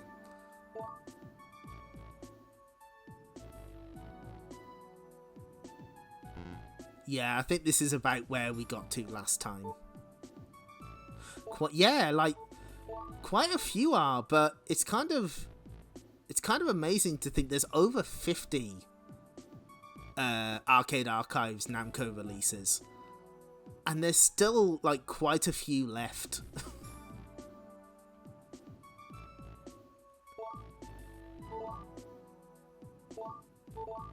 This also has a few interesting translations of some titles, like Future Ninja, which is better known as Mirai Ninja.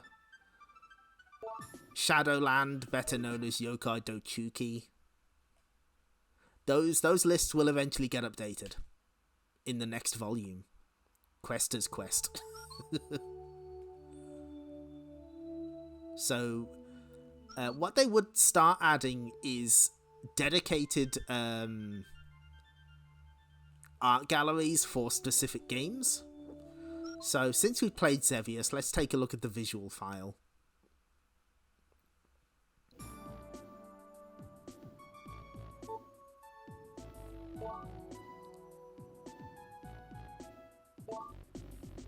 Just look at these really high detailed images for all these things.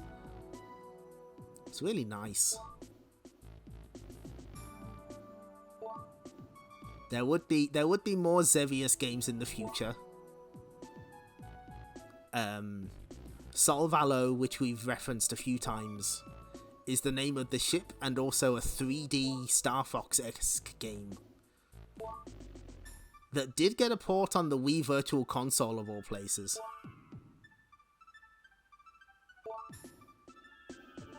There it is, there's Andor Genesis.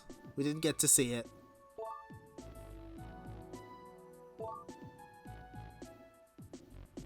Oh, there's the sketch for the original map. Oh, that's cool.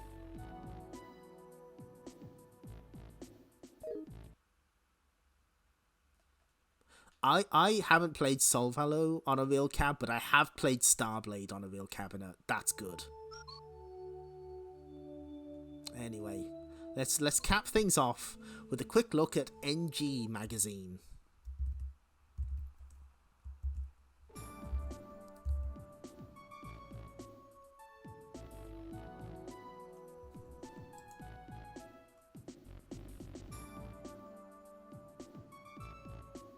So, okay, this should be right. In full colour, 20 pages. The first article was the Genji and Heiki clans.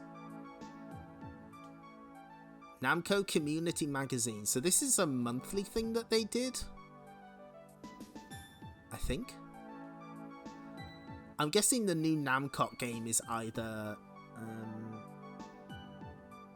yeah, I think that's either Mappy Kids or Mappy Land. Anyway, a lot of these are scanned on archive.org. Mappy Land, yeah, that makes sense. A Christmas special. Many new items were introduced. Ah, just in time for the holidays. Santa Pac-Man. It's a good look.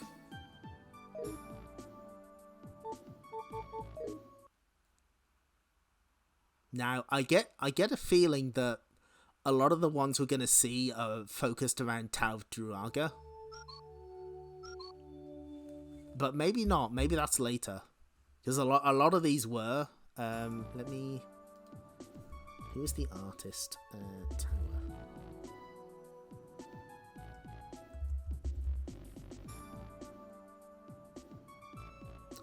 Okay. I think a lot of these illustrations are done by Yuichiro Shinozaki, who was the main artist for the Tau of Druaga.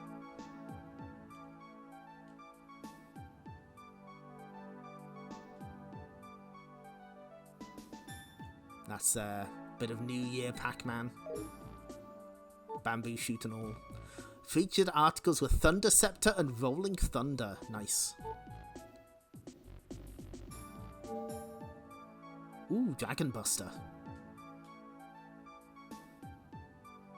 There's Pac-Man doing his skiing. There must be something about Famicom games there.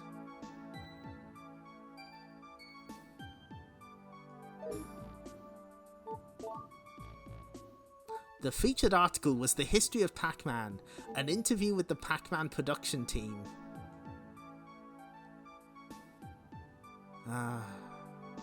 Poor Pac. This was Pac-Man when he was having to move all his shit out the house.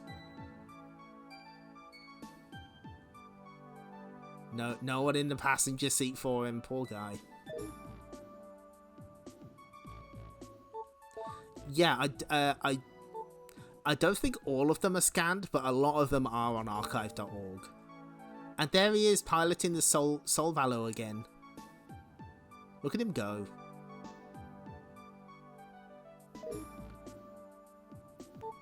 The featured article was The Story of Xevious. The featured game was Shadowland, better known as Yokai Dochuki. Oh shit! Do you have a link to that specific issue? I'll pop it in the chat if you have. Oh, hang on, wait, hold on. Wait. It was the one where we was snowboarding or skiing. Ah, there it is. Oh, you get... Oh, shit.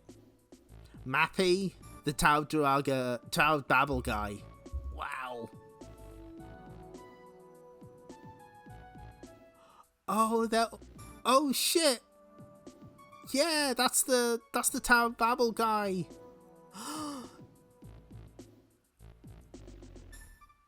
I think that's the Dragon Buster dude, Clovis, as well. Oh, they're all having an adventure together.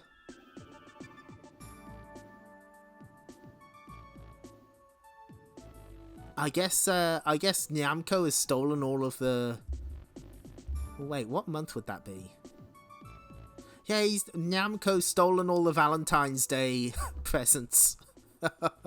Oh, that's great. Oh.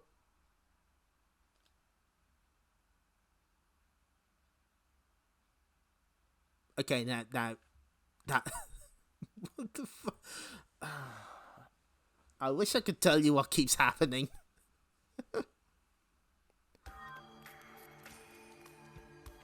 Yeah. I think the plug might be a bit iffy.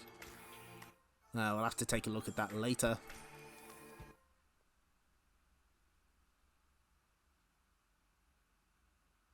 Oh, that's a cool comic though.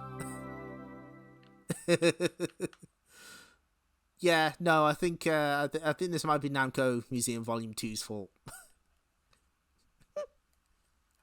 Okay, see, I told you it wasn't a bit. Hopefully, well, we don't have much left to do, so this should be the last time.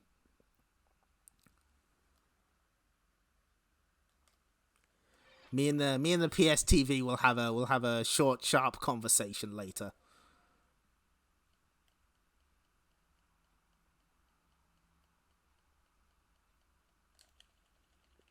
Just skip past the intros.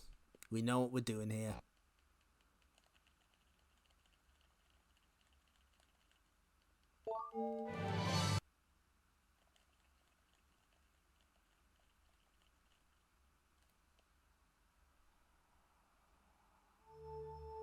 Yep, sun's still setting in the back there.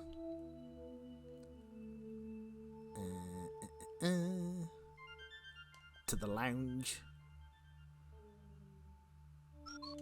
I think we are here.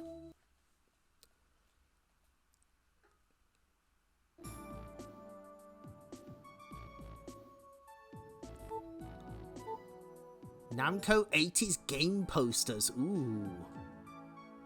That might be one worth looking into.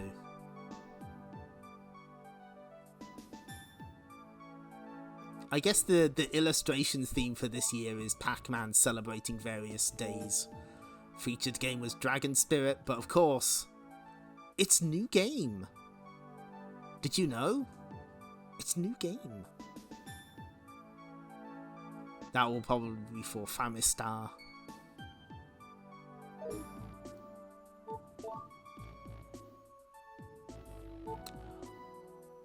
Okay, that's an interesting one. Dragon Slayer 4 is Drassel family, also known as Legacy of the Wizard. Namco published that in Japan. The boxing. Body. Punch. Hook.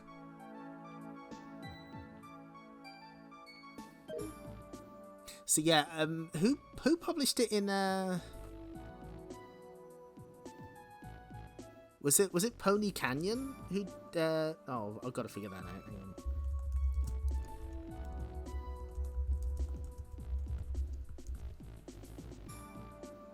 Broderbund, of course.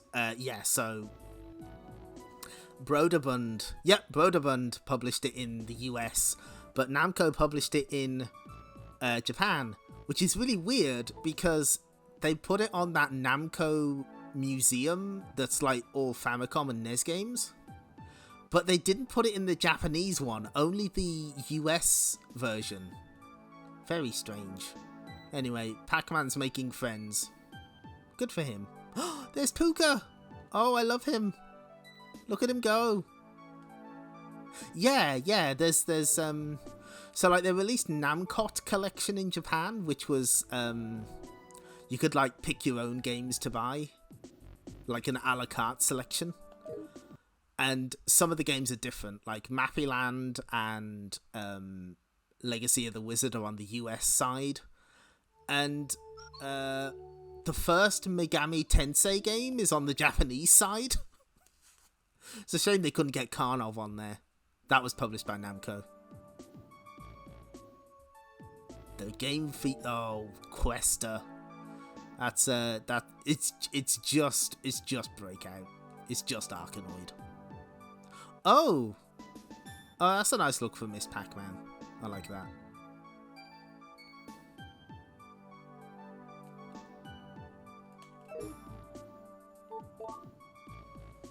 The game featured was Pac-Mania.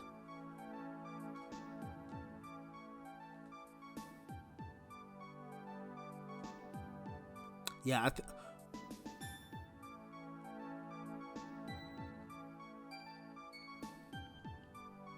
beautiful. We want a U. Good to know. The featured article was, what is Namco? What is it? What's Namco? Look at him go. We want a U. I'm glad everyone agrees. The secret! What is the secret?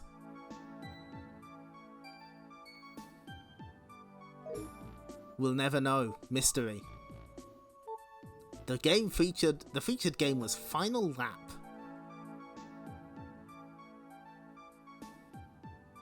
Oh, so this is just showing all the other covers. Arcade new game. Oh, Side Pocket, nice. Good. Yeah, Side Pocket Data East game was published by Namco in Japan. That's one of the Namco games I actually have. It's one of those clamshell ones. It's really nice. The other Namco Famicom game I have that I'm very fond of is The Quest of Kai, because of course I do.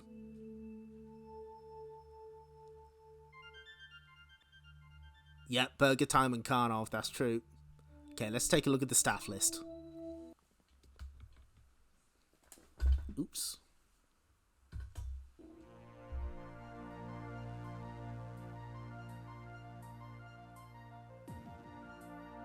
Nice corkboard background here. Suji.exe.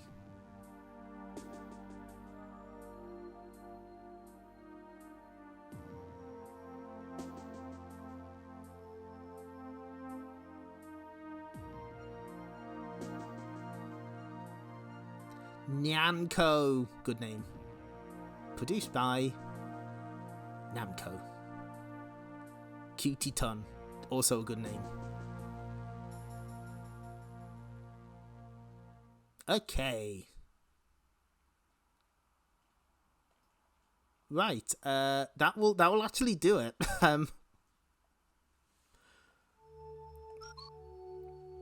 So yeah, we've got 3 games left, which we'll do next week. Gaplus, which is the 3rd Galaxian game.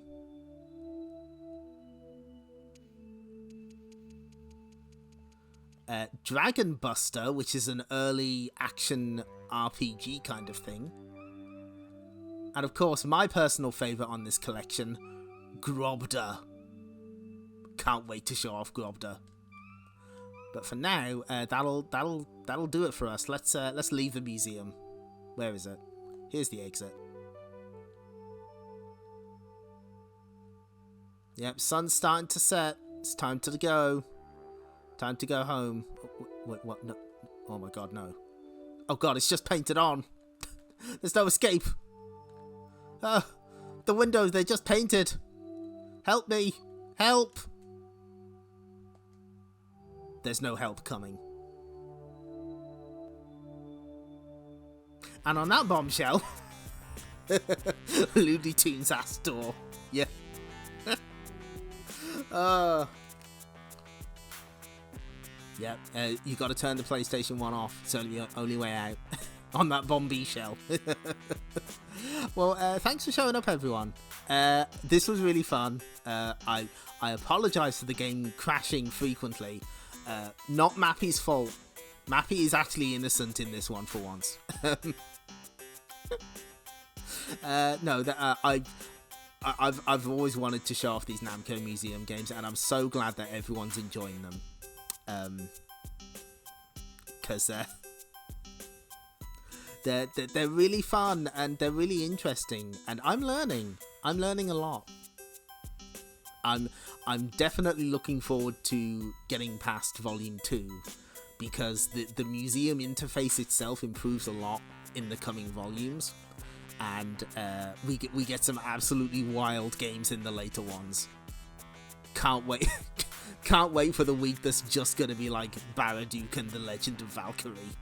Hell yes. I don't think there'll be any more streams to this week. Probably not. I've got other stuff that I'm working on in the background. So yeah, we'll be back next Wednesday with more Namco Museum Volume 2. At some point we are going to start a recent Sonic game. Why not? I get to play as Amy Rose again, so, you know, I'll take it. But for now, where is this the raid button? Yes, it is. Right, we have a mission. We have to help our friend Dino, please. He's playing Aquaman, Battle for Atlantis. You need to send him your support by throwing Ponika's clay pot at him. I'm assuming it's either Battle... It might be Atlantis... No, hold on. Wait.